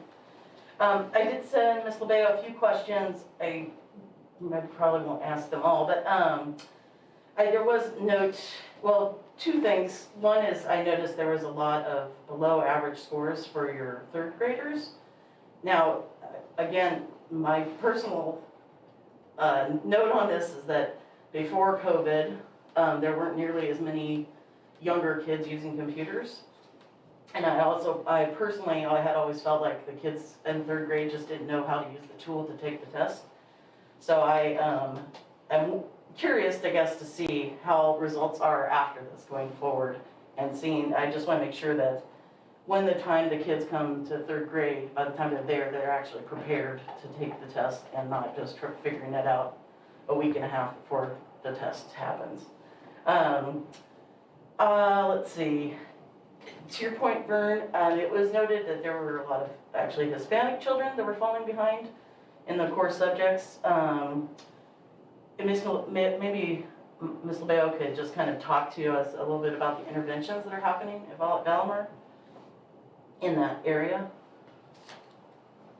Yeah. So I shared in some of the highlights that we are using the iReady personalized instructions. So the teachers have looked at their iReady data and their F&P scores, as well as their math scores, and they've selected target students, and that includes students from different subgroups.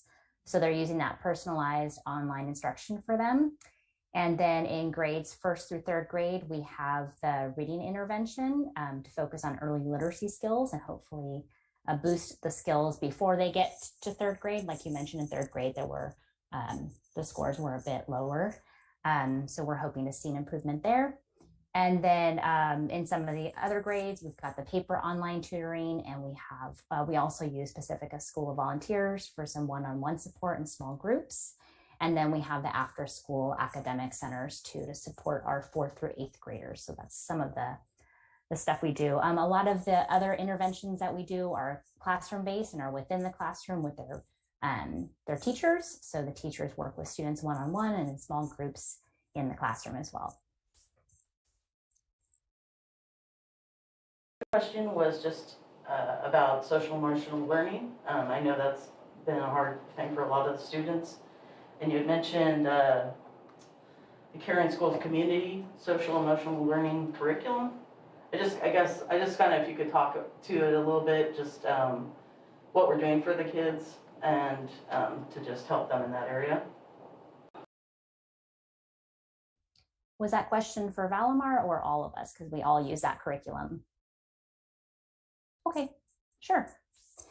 So the curriculum is pretty scripted. So for each grade level, there's a variety of lessons. So the teachers are using those. We had to, we were introduced to Caring School Communities last spring. And, it was during a time where everybody was pretty overwhelmed. So as a school, as a school staff, we met and we tried to pick something that would be manageable for teachers. So we started with community circles. And so we've been sticking with that all along. So in all the grade levels, teachers will find time multiple times a week. In the older grades, I believe it's once a week on Wednesdays, and they will do a circle with their class, and they will focus on a topic that is important that might be happening at recess. So an issue that's happening, they might discuss through that, or they might just use a circle to get to know each other and build relationships. So community circles is a theme that you will see at Valamar. And then the teachers also use those lessons that are targeted for their grade level on different topics. So that could be on, how to address bullying, how to be a bystander, it varies by grade level. So they are doing more of those this year. They're kind of diving into those, and the school counselor is supporting them with that. So he might go in and do a lesson, co-teach a lesson with them, or he might just go in and do a lesson based on something we're seeing on the yard. Like if we're seeing a lot of physical aggression, we might do a lesson to target that. So that's a little bit about Caring School Communities and what we're doing. But I would say, on any given day in Valamar, one thing you will see is the community circles, and we are really working hard to use restorative approaches to handling issues that come up. And then I actually have two more questions for you, Ms. Leo. They're just the ones I sent. So I had noticed that the PTO is actually giving quite a lot of financial support to the schools, and I had asked you, I know when I was on the PTO, we worked a lot on trying to make sure that staff was being paid by the school district and the PTO stuff was separate. I know I did ask you what support you guys still have from the PTO. I know you mentioned music for K-8, art for K through 8, electives for 7th and 8th grade. Actually, maybe I'm not actually having you give me too much feedback on it, but I guess I wanted my colleagues to know that, that there is a lot of financial support at that school and maybe one or two others, and that we, as money starts to shift or whatever, we should probably think about how we can make sure it's equitable all the way across the board, making sure all upper grades are getting the support at all schools. But I just wanted to sort of mention it just to put it out there, because there is more money going into the schools. And I know it will be brought up also the community thing, but we should just kind of be mindful, I guess, that that's there.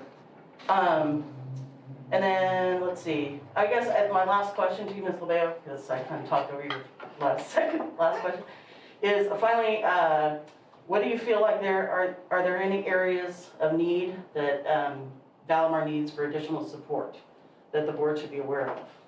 So is there things that we've missed, that we don't know about, that Valimar could really use help with?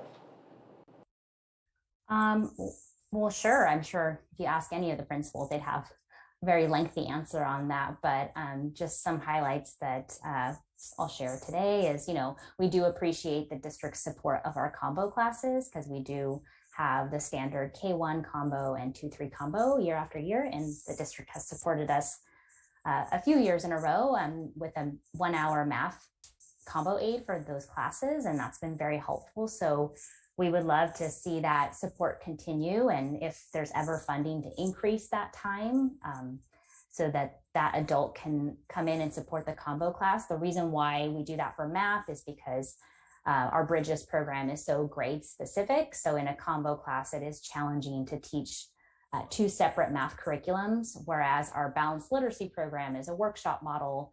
So you can teach, informational writing to 2 grades and then just have different writing expectations for each grade. So it's a little easier to do whole class.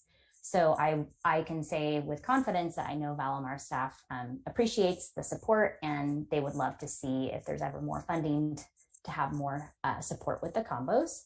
I'm sure all principals would agree with me on this, but I know Valimar is always a fan of more prep time for teachers. So I'm sure the board is aware of that.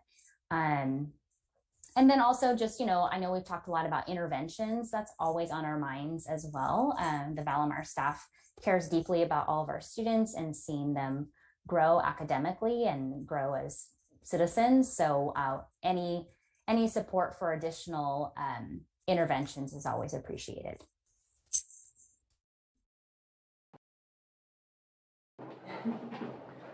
Okay, and I didn't really have any questions, but just some comments. But I think they're all doing a great job on school culture and the social emotional learning, and increasing the school counselors. I think that's vitally important. And IBL had mentioned the healthy living program through the PE departments, things like that. I think that's definitely all needed right now.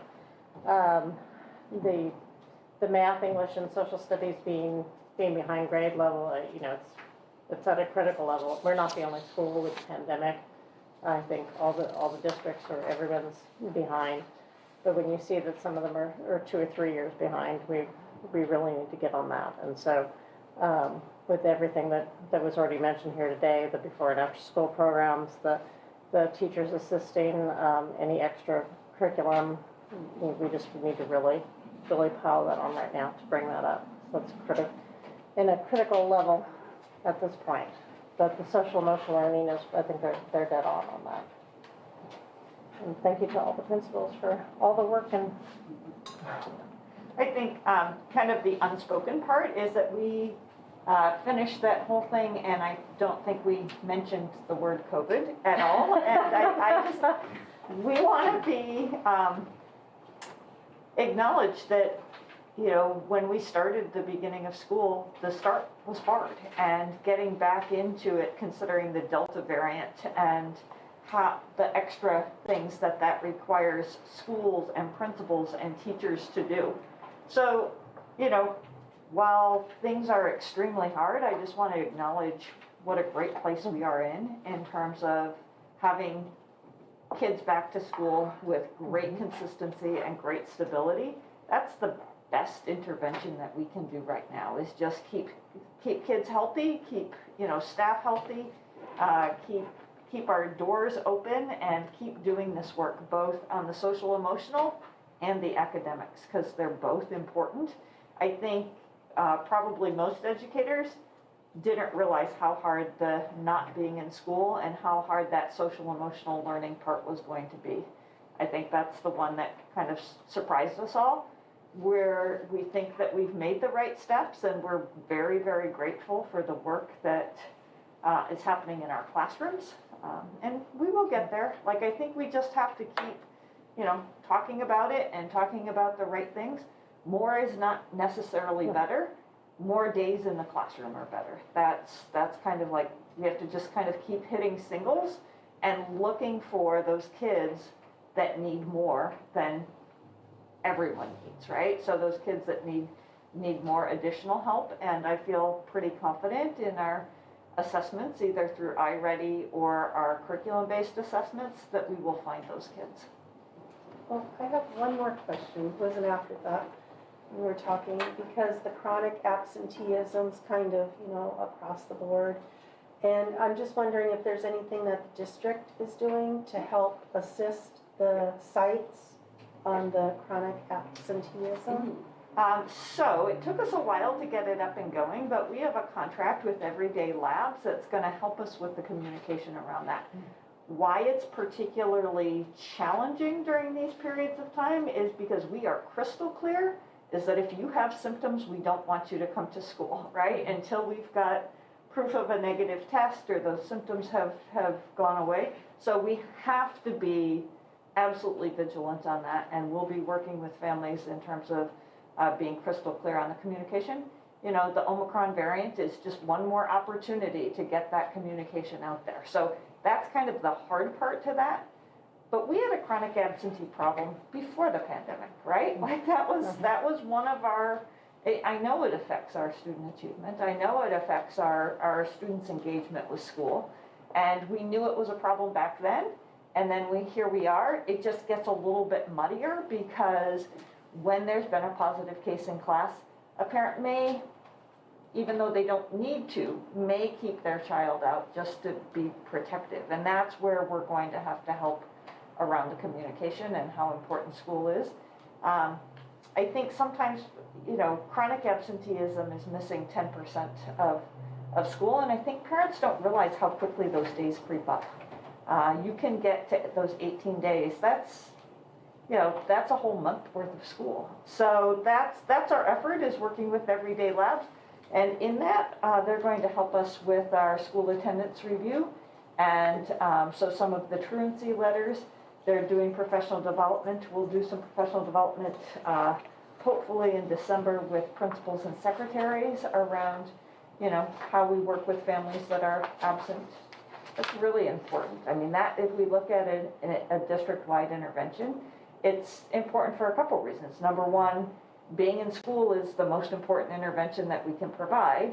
Kind of the second piece is, if we go back to the first presentation when we talked about how important that school attendance is going to be when we're an LCFF district. You know, next year when every day counts, we can't have kids missing 18 days worth of school. So kind of it's a student thing and a financial one.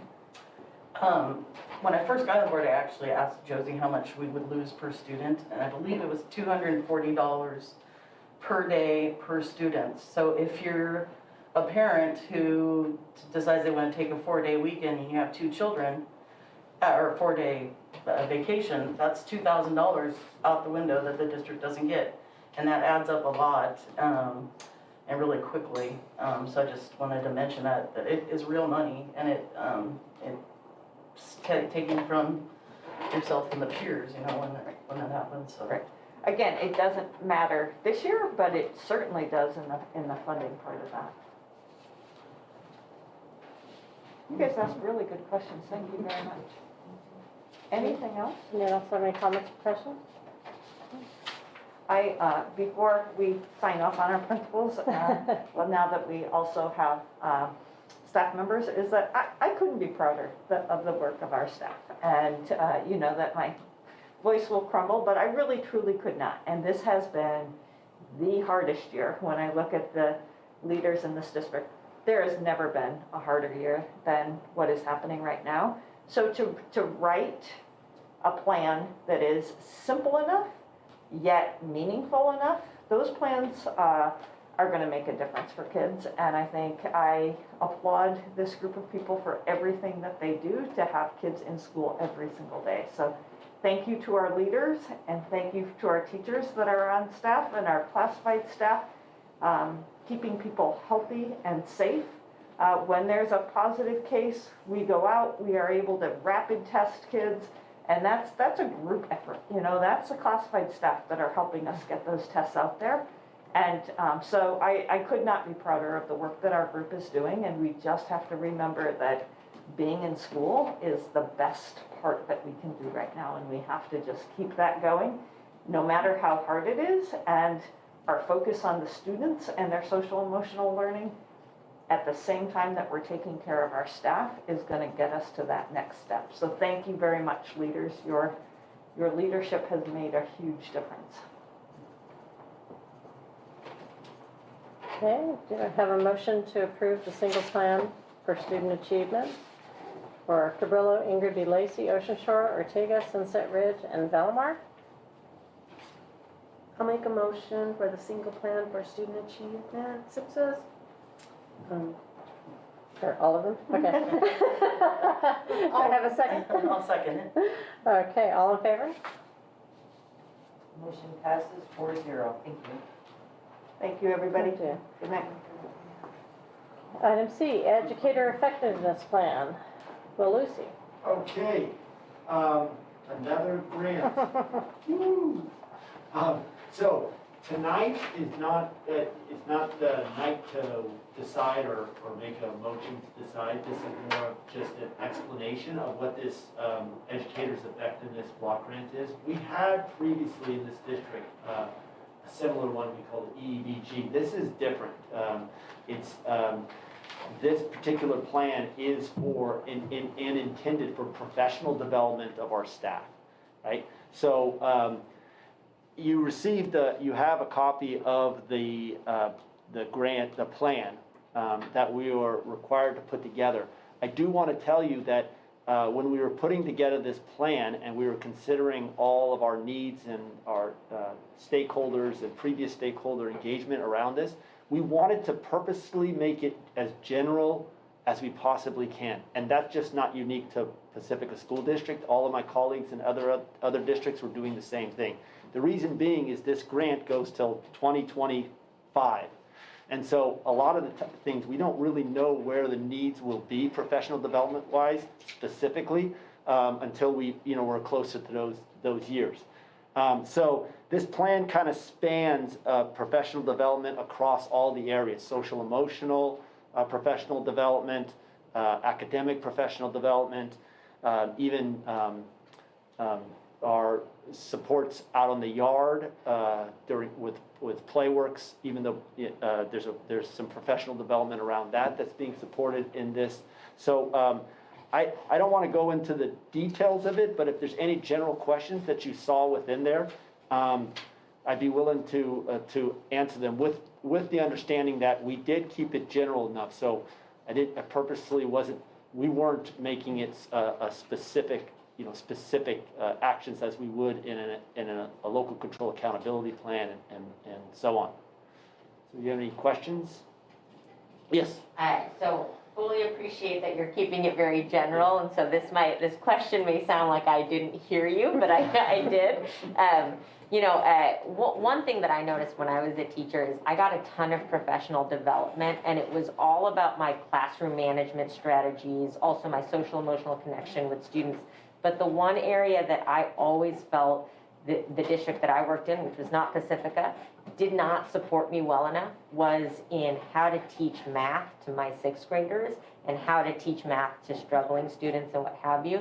And so I just wanted to make sure that we are providing for very specific content-based instructional support. And we have some new programs, great programs like Bridges and iReady and what have you. And so making sure that that kind of really targeted content support is also provided for teachers, just given all the needs that we just heard about as well. Yeah, I definitely appreciate that. Under the section 6, there's planned activities around early intervention, universal design, progress monitoring, training for teachers. That, again, in a general sense, will fall under that. One of the things that we obviously, if there was more money in this grant, we might consider, I'm not saying that we would do it, but we might consider, is if we had, people who were experts in those areas to provide that professional development instead of really having to fish outside of the district to find people to come in to provide that expertise in those particular areas. But I really appreciated what you were saying there, because that does fall under that section 6 that we place that in very general sense. Yeah, I mean, I'd love to just see a focus on content, specific, like that word content just doesn't show up in any of this. And so I don't know if there's a way to make sure that's being accounted for, because UDL and a lot of those other things are great, but they're general. They're not about how to intervene into my sixth grader doesn't know how to subtract. So how do I help them, get to that level where they're standards-based, but given where they are, what do I do? And that's where the rubber kind of meets the road a lot of the time in achievement. You bring up a really good point, and I think, we can certainly change the wording in there to say content, but that just goes back to my earlier discussion around SIPSs, is that the most important thing is that kids are in school and they're receiving high quality instruction from very highly trained staff that feel confident in their ability to meet their needs. And one of the things that does happen when there are additional funds is people say, let's go get that new thing, let's go get that new thing. And then we've got a million new things, and we're not doing the work that we have always had that has our biggest bang for our buck. And so thank you for that. I appreciate, that's a really great point, and we will change the words on that. And we also have to remember, we can't keep going after the next new thing. So thank you. Okay. I just have a comment my glasses on. The administrators, staff training on diversity, equity, and inclusion. I was just really happy to see that, because that's something that we're working on, and so it would be helpful if everybody else was following as well.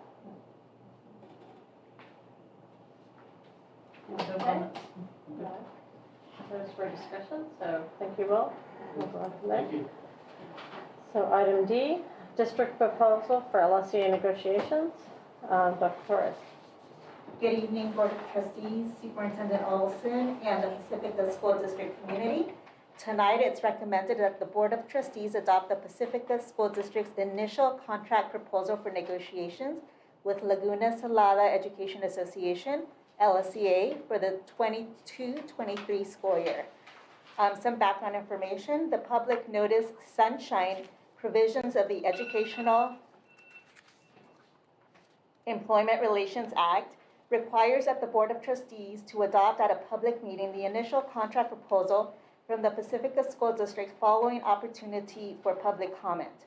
After allowing an opportunity for comment, the board shall take action on the Pacifica School District proposal. Pursuant to Government Code Section 3547, the Pacifica School District hereby sunshines and submits the following initial proposals to the Laguna Salada Educational Association. Article 7, calendar. The district has an interest in developing and agreeing to calendars for multiple years that acknowledge the needs of our families by aligning with the high school district multi-year calendars. Article 9, compensation.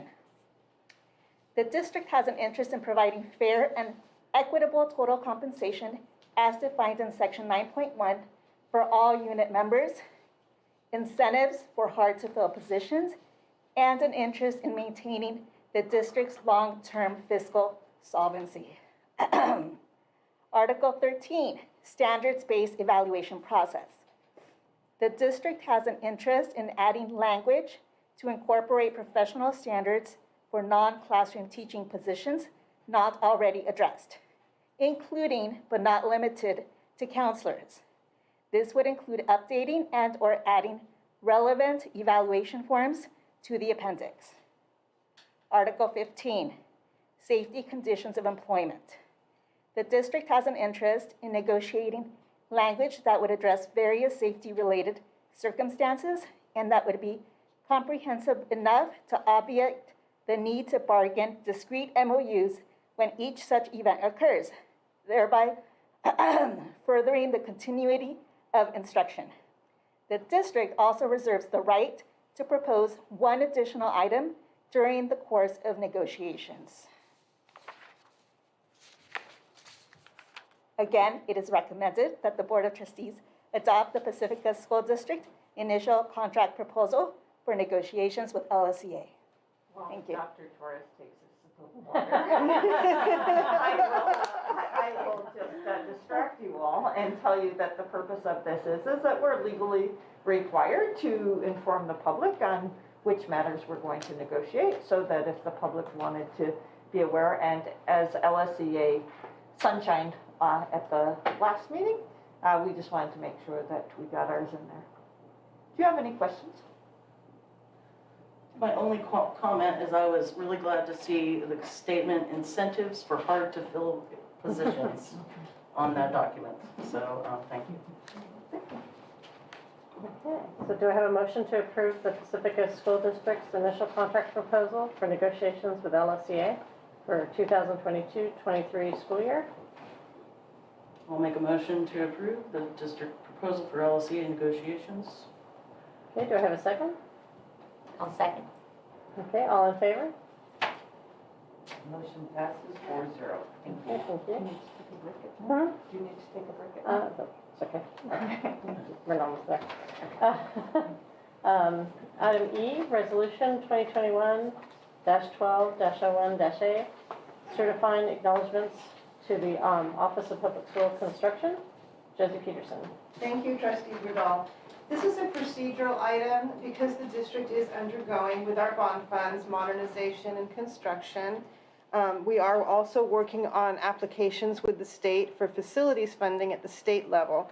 And the state has established that there are applications that have been received beyond the bond authority list. So basically the state might not have enough funds for our applications. And so this resolution basically has 5 acknowledgements that the board acknowledges that the funds might be exhausted and that our application could be returned. And those are the types of acknowledgements that are on this resolution that we put before you tonight. It is really a procedural item for the state to continue with our applications. Are there any questions? Okay, do I have a motion to approve Resolution 2021-12-01-A, certifying acknowledgements to the Office of Public School Construction? I'll make a motion Okay. to approve Resolution 2021-12-01-A, certifying acknowledgements to the Office of Public School Construction. Okay, do I have a second? I'll second. Okay, all in favor? Motion passes 4-0. Thank you. Okay, item F, commitment incentive for certificated substitutes. Dr. Torres. All right, I have another recommendation. It is recommended that the Board of Trustees approve Pacifica School District to offer a 50-day and 100-day commitment incentive to our certificated substitutes beginning on Thursday, December 2nd, 2021 through June 9, 2022. The 50-day commitment incentive and/or the 100-day commitment incentive would be paid in June 2022. The amount for each commitment incentive would be $1,000 for a 50-day commitment and $2,500 for a 100-day commitment. Rationale: Pacifica School District would like to incentivize more consistency in substitute teachers choosing to work in our school district versus choosing to work in other school districts. Covering our classes with substitute teachers is important to our schools, as there are days when our certificated staff are unable to come to work for various reasons. Consistency in certificated substitutes would create more stability in the day-to-day operations of our schools. The commitment incentives may also attract new certificated substitutes to the Pacifica School District. Are there any questions regarding the commitment incentive for certificated substitutes? One just very quick question. Do we have 100 days? Yes, we have 118 days. Okay, Starting so tomorrow. I was like, can anybody be eligible for that? Okay, do I have a motion to approve the commitment incentive for certificated substitutes? I will make a motion to approve the commitment incentive for certificated substitutes. And do we have a second? I'll second. Okay, all in favor? Motion passes 4-0. Thank you. Thank you. Item 10, board bylaws for policies and administrative regulations. Mr. Burkfield. Thank you. Yes, so this is regarding board policy 5132 for dress and grooming. And the board had asked that we take a look at this board policy through the lens of equity to see if we might have some revisions or some points to discuss there about that.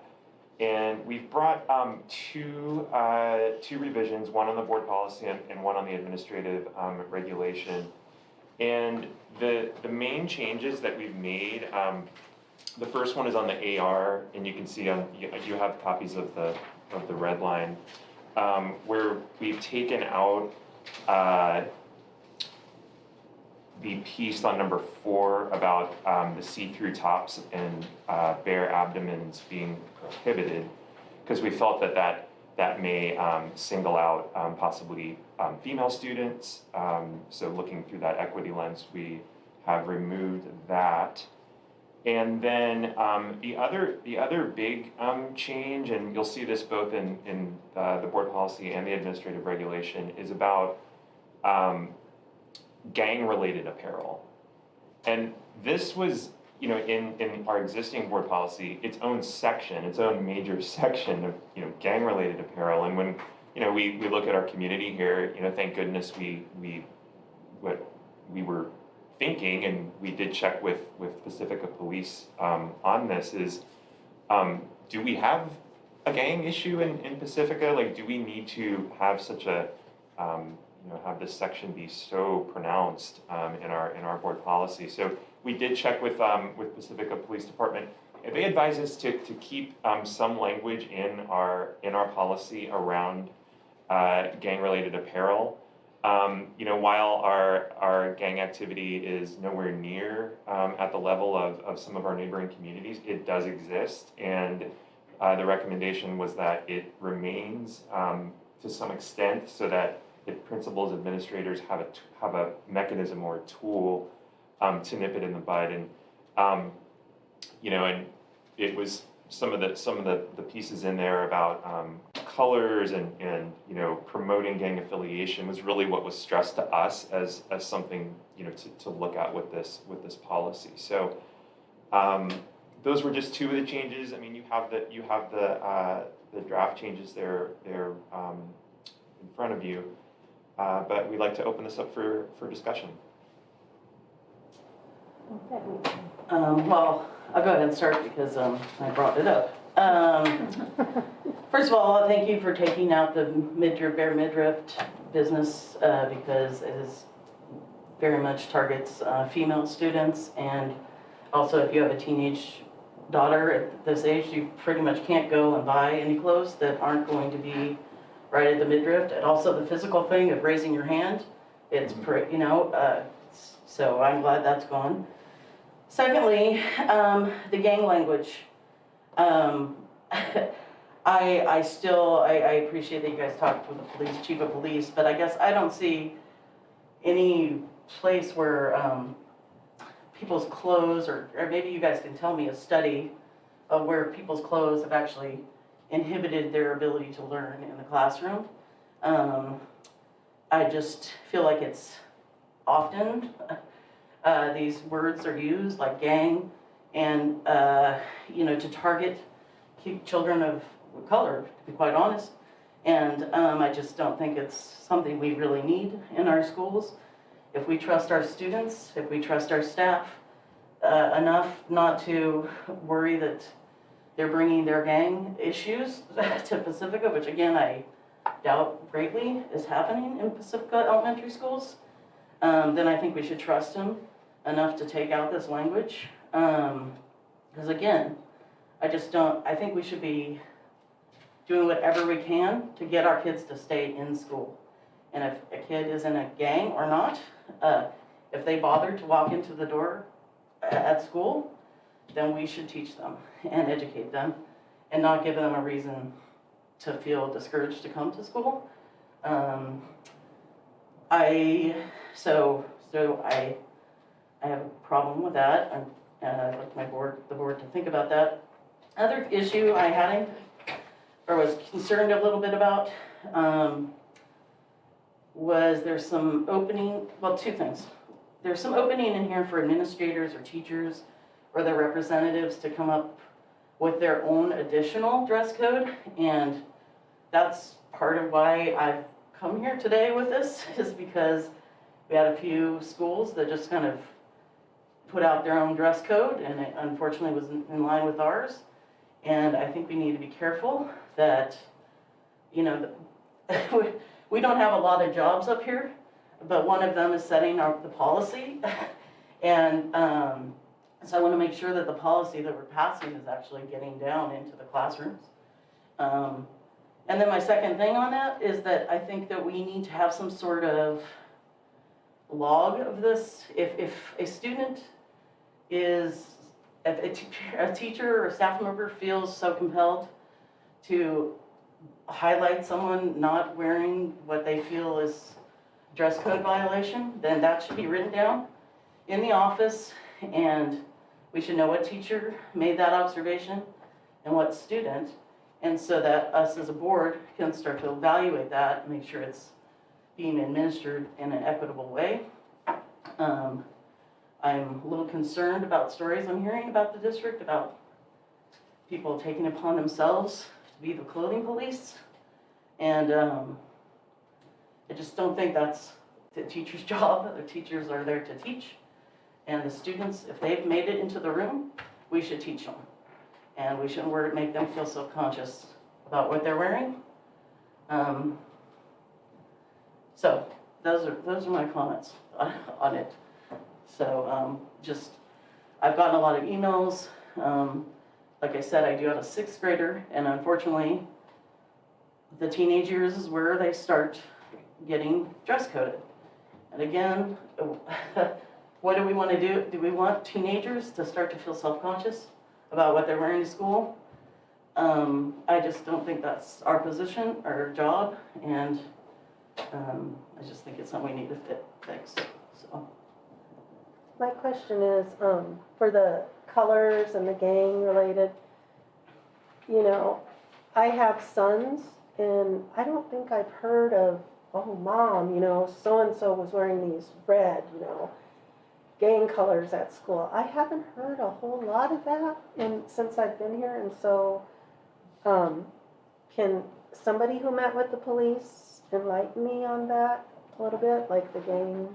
So we reached out to Captain Clements, and he said almost exactly what John said, is that it is not a pervasive problem here like it is in our neighboring communities, and it's not but there is some presence here, and his advice to us was while we can, change our language, modify our language, we could do one of two things. We could A, completely take it out and not have any gang-related things, and then if there is an issue, then going through the process of putting that back in. So that's one avenue to go on that. His advice was lighten up your language so that it's in there, and then have it be so that should you need it.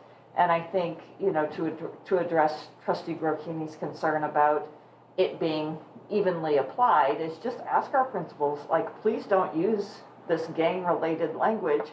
Let us know if you're having issues, and that from the district perspective, we would consider some kind of dress code issue around gang-related apparel, but just say that it's part of the policy, but not to be using that part of the whole thing. So that's how we could address the piece around the gang language. His recommendation was, you don't do nothing, is have something in there. And then the other piece is recognizing how, if it's inconsistently applied, that's a total equity issue, right? Like it's kind of a natural, I think, would be in a place where we'd be very vulnerable, that kids could be targeted, or almost anything that could be used on that end. So we really wouldn't want people to use that, but we also, based on the advice we got, don't want to do nothing on that. So we just, instead of making it its own section, we just had it added it to the list on that end. Well, what is an example, for instance, just so I can get a clear picture? If seventh grader, for instance, wears red shoes and a red hat and a red shirt, is that going to leave interpretation open for, oh, he must be a Crip or a Blood, right, a Blood? Right. So there is kind of, the possibility that somebody might assume that or target them, and so there could be some equity issues, rather than somebody's favorite color just being red. And I don't disagree with you, right? It's not an issue for us. And I will also tell you that we're not that quick. And when you see the 144 board policies that we have to make up, we're not that fast at turning it around. So that's where, in all of this piece, it's, and as Trustee Burkini said, it's not so much the policy, but it's the application of the policy. It's like, how is it that we're looking at this? And I will be honest, until we have time to work with principals and they have the same opportunity to get some of the training around diversity, equity, and inclusion, things don't change. And it's not that anybody's deliberately coming in and saying this, but I think one of the reasons why this has bubbled up is kind of a couple pieces, is that we did update our policy in 2019, in February of 2019, just before the pandemic. And then we had the pandemic, and then kids came back to school, and it was one of those features around not having been to school in person and people being out of practice with how that plays, right? And so the discussions didn't happen for what the changes were. I do think that schools we could tighten up our language around, they call them dress code policies. Maybe we should only use policies from a district perspective and use practices or other kinds of words at a school site. But the language is, we do set the policy and we set the administrative regulations, how things get played out, and then kind of the boots on the ground piece is what happens at the school site. So I want to make sure that we get the piece where you said that there was, principals could put in additional language. There is, let's see.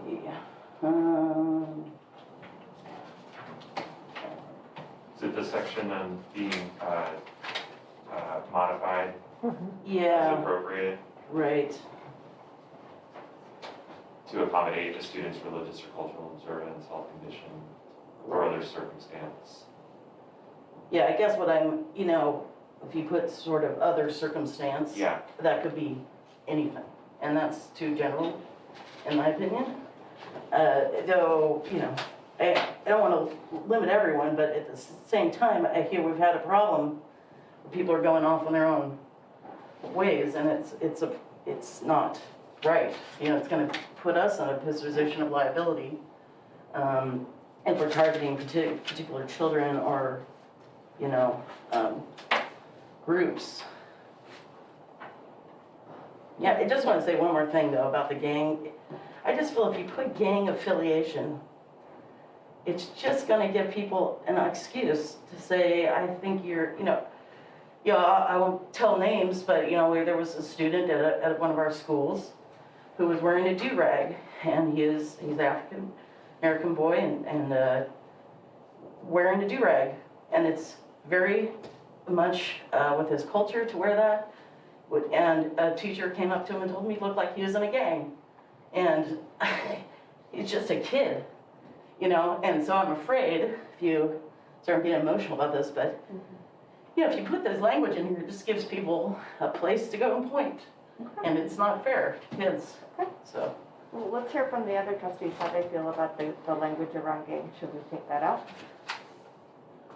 Yeah, the only thing that I wanted to really highlight is, I think, Linda's point about monitoring it, I think is really critical.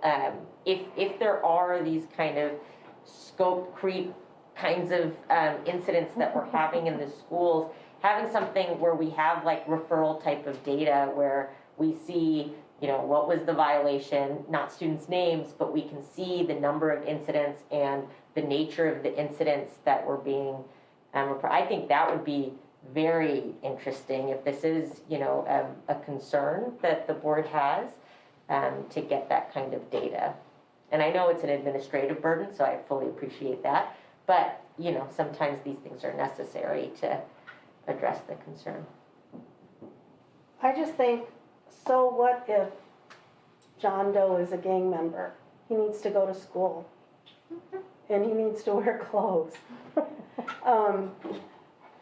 So, someplace where I'm coming from, I have a little experience in this, is that my 22-year-old son was going through a program to better himself, and he became a mentor to other young men who were gang-related, who were, possibly going to be in conflict with each other. And so it was asked that, he doesn't wear any affiliated colors because, he's to remain neutral. So in that case, I can understand why a policy would go around colors, markings, things like that. But if they're in a gang, they're in a gang. They still need to go to school. And so I'm still not clear on what is going on out there where, we would be pulling somebody and, I can't see what that looks like. Yeah, and just to add to that, I think, sorry to jump in, but I think, it feels like there's two different issues at hand. If they're in a gang, of course they can come to school. What we don't want is conflict to happen at school, right? So I tend to lean towards the language around gang-related apparel is meant to prevent incidents of violence that would happen in the school. That's what it's meant to do. Linda's point, I think, is extremely valid, but it's a different point, it feels like. That's a equity and racial equity training that needs to happen. That's not let's not prevent gang-related violence in the school. I'm sure you would be in favor of preventing any sort of violence that might happen in the school, but maybe there's additional training and supports that are needed for teachers to not, because that comment to me, I know you're saying that they're going to point to the dress code, but that feels like that's a whole different problem as opposed to a dress code problem,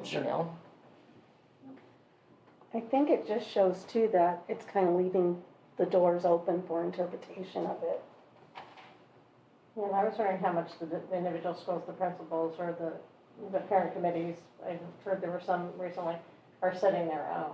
So, we've had these policies for a while, so what exactly are they setting? Yeah, I don't know. Because I heard, the schools are having this parent committee to set the dress code. Well, we did that a couple of years ago, so, may need to be altered, but what are they setting? So I know that when IBL, at the beginning of the year, when they found themselves a little bit out of step with ours, they went to relook at it. We looked at it, and we looked at it with our council just to make sure that it was consistent with our board policy, and that's where there was a little bit of discussion around abdomen versus midriff, kind of making it more gender neutral. But nobody, like, you can't be more restrictive than what our board policy has. Sometimes you can be a little bit more clear, but I do think kind of where the rubber hits the road is we can't go back to the way things were prior to the pandemic. And I think until we have time to work on some of the issues around why, making sure that there is a fair and equitable distribution of, if there really truly is an issue with dress, how does it get discussed with the student? How does it sounds like recording it is going to be an important thing for the board in terms of, making sure that we're aware of what these things are.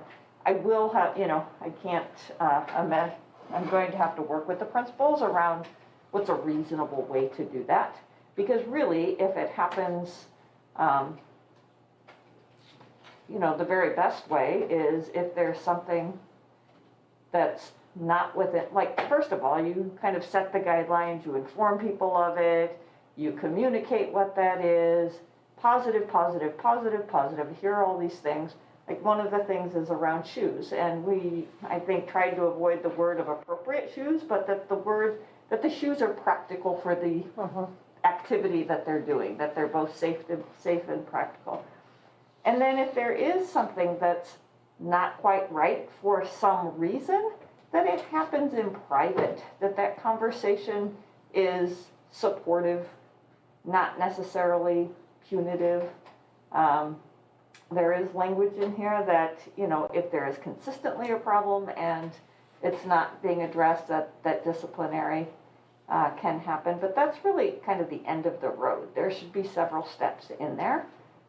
So I know that we have some work to do with some staff, but I think what I would say is that, our teachers want, for the very most part, that's happening outside of the radar, where it could be, pants or something like, something that's a little bit more private. So how to record that. So if we set the policy, shouldn't the principals go, okay, this is the policy? It seems like they're going, okay, now we need to set our policy. So. I wouldn't say that it's policy. It's more of like, here's the concrete version of that. This is what that looks like.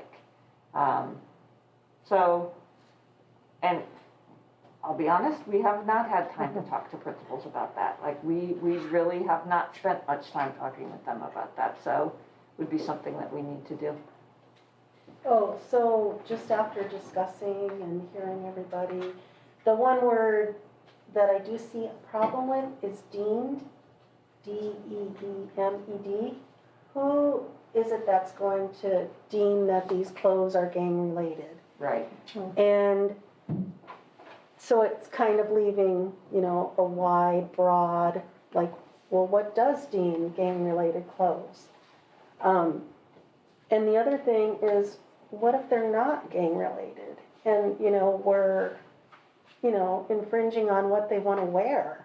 So it sounds like there's direction to take gang-related conversation out, like, so that's just not a part of our policy.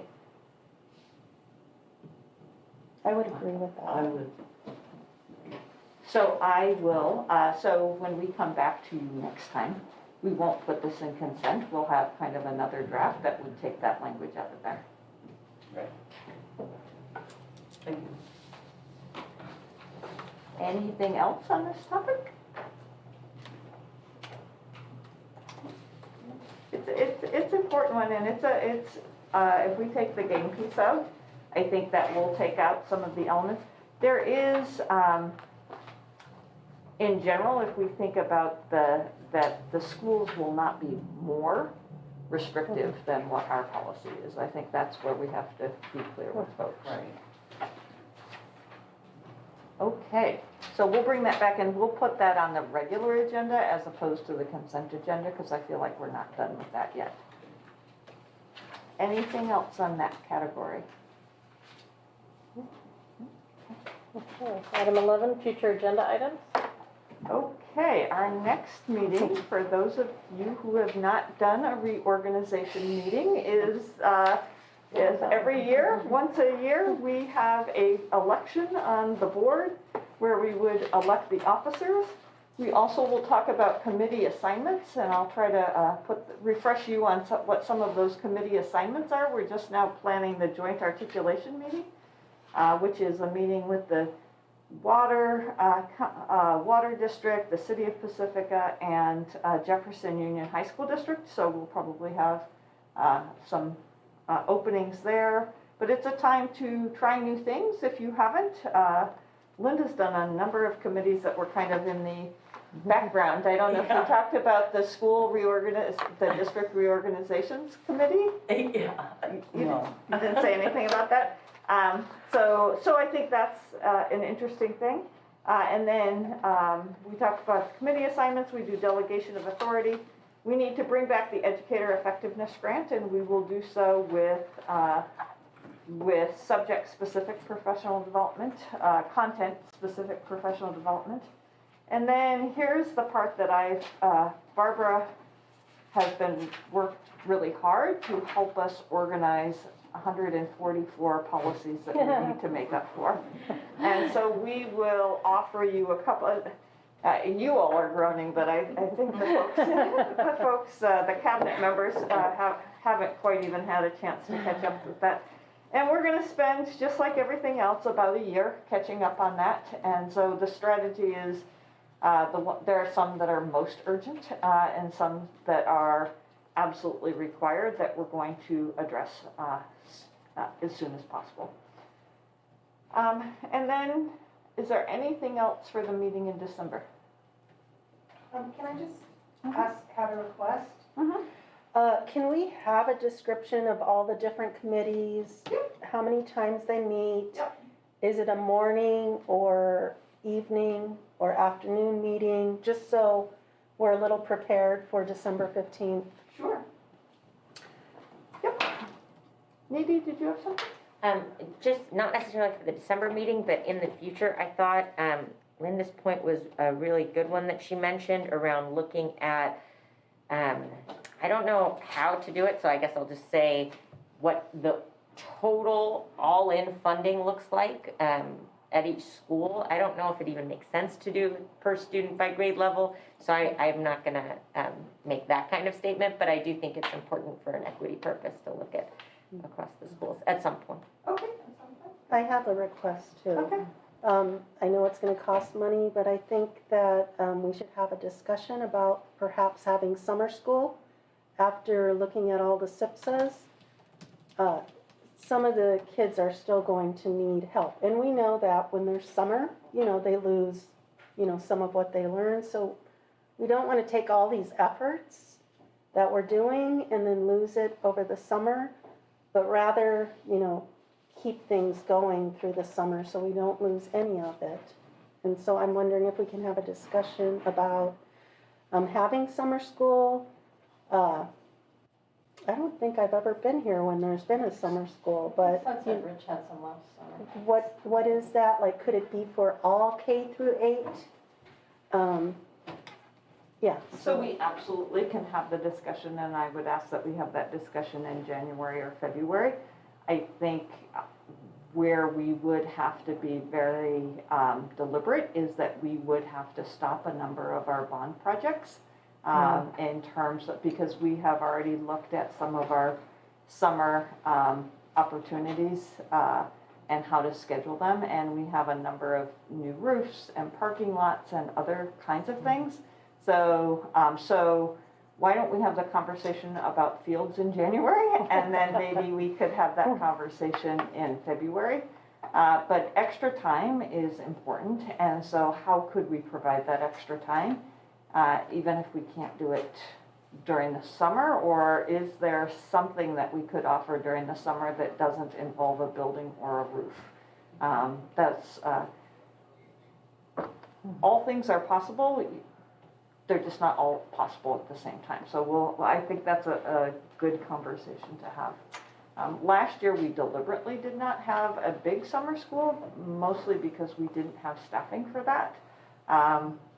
And so why don't we have that conversation in February? Thank you. Okay. All right, thank you very much. Okay. So we'll go ahead and adjourn the meeting at 9:36.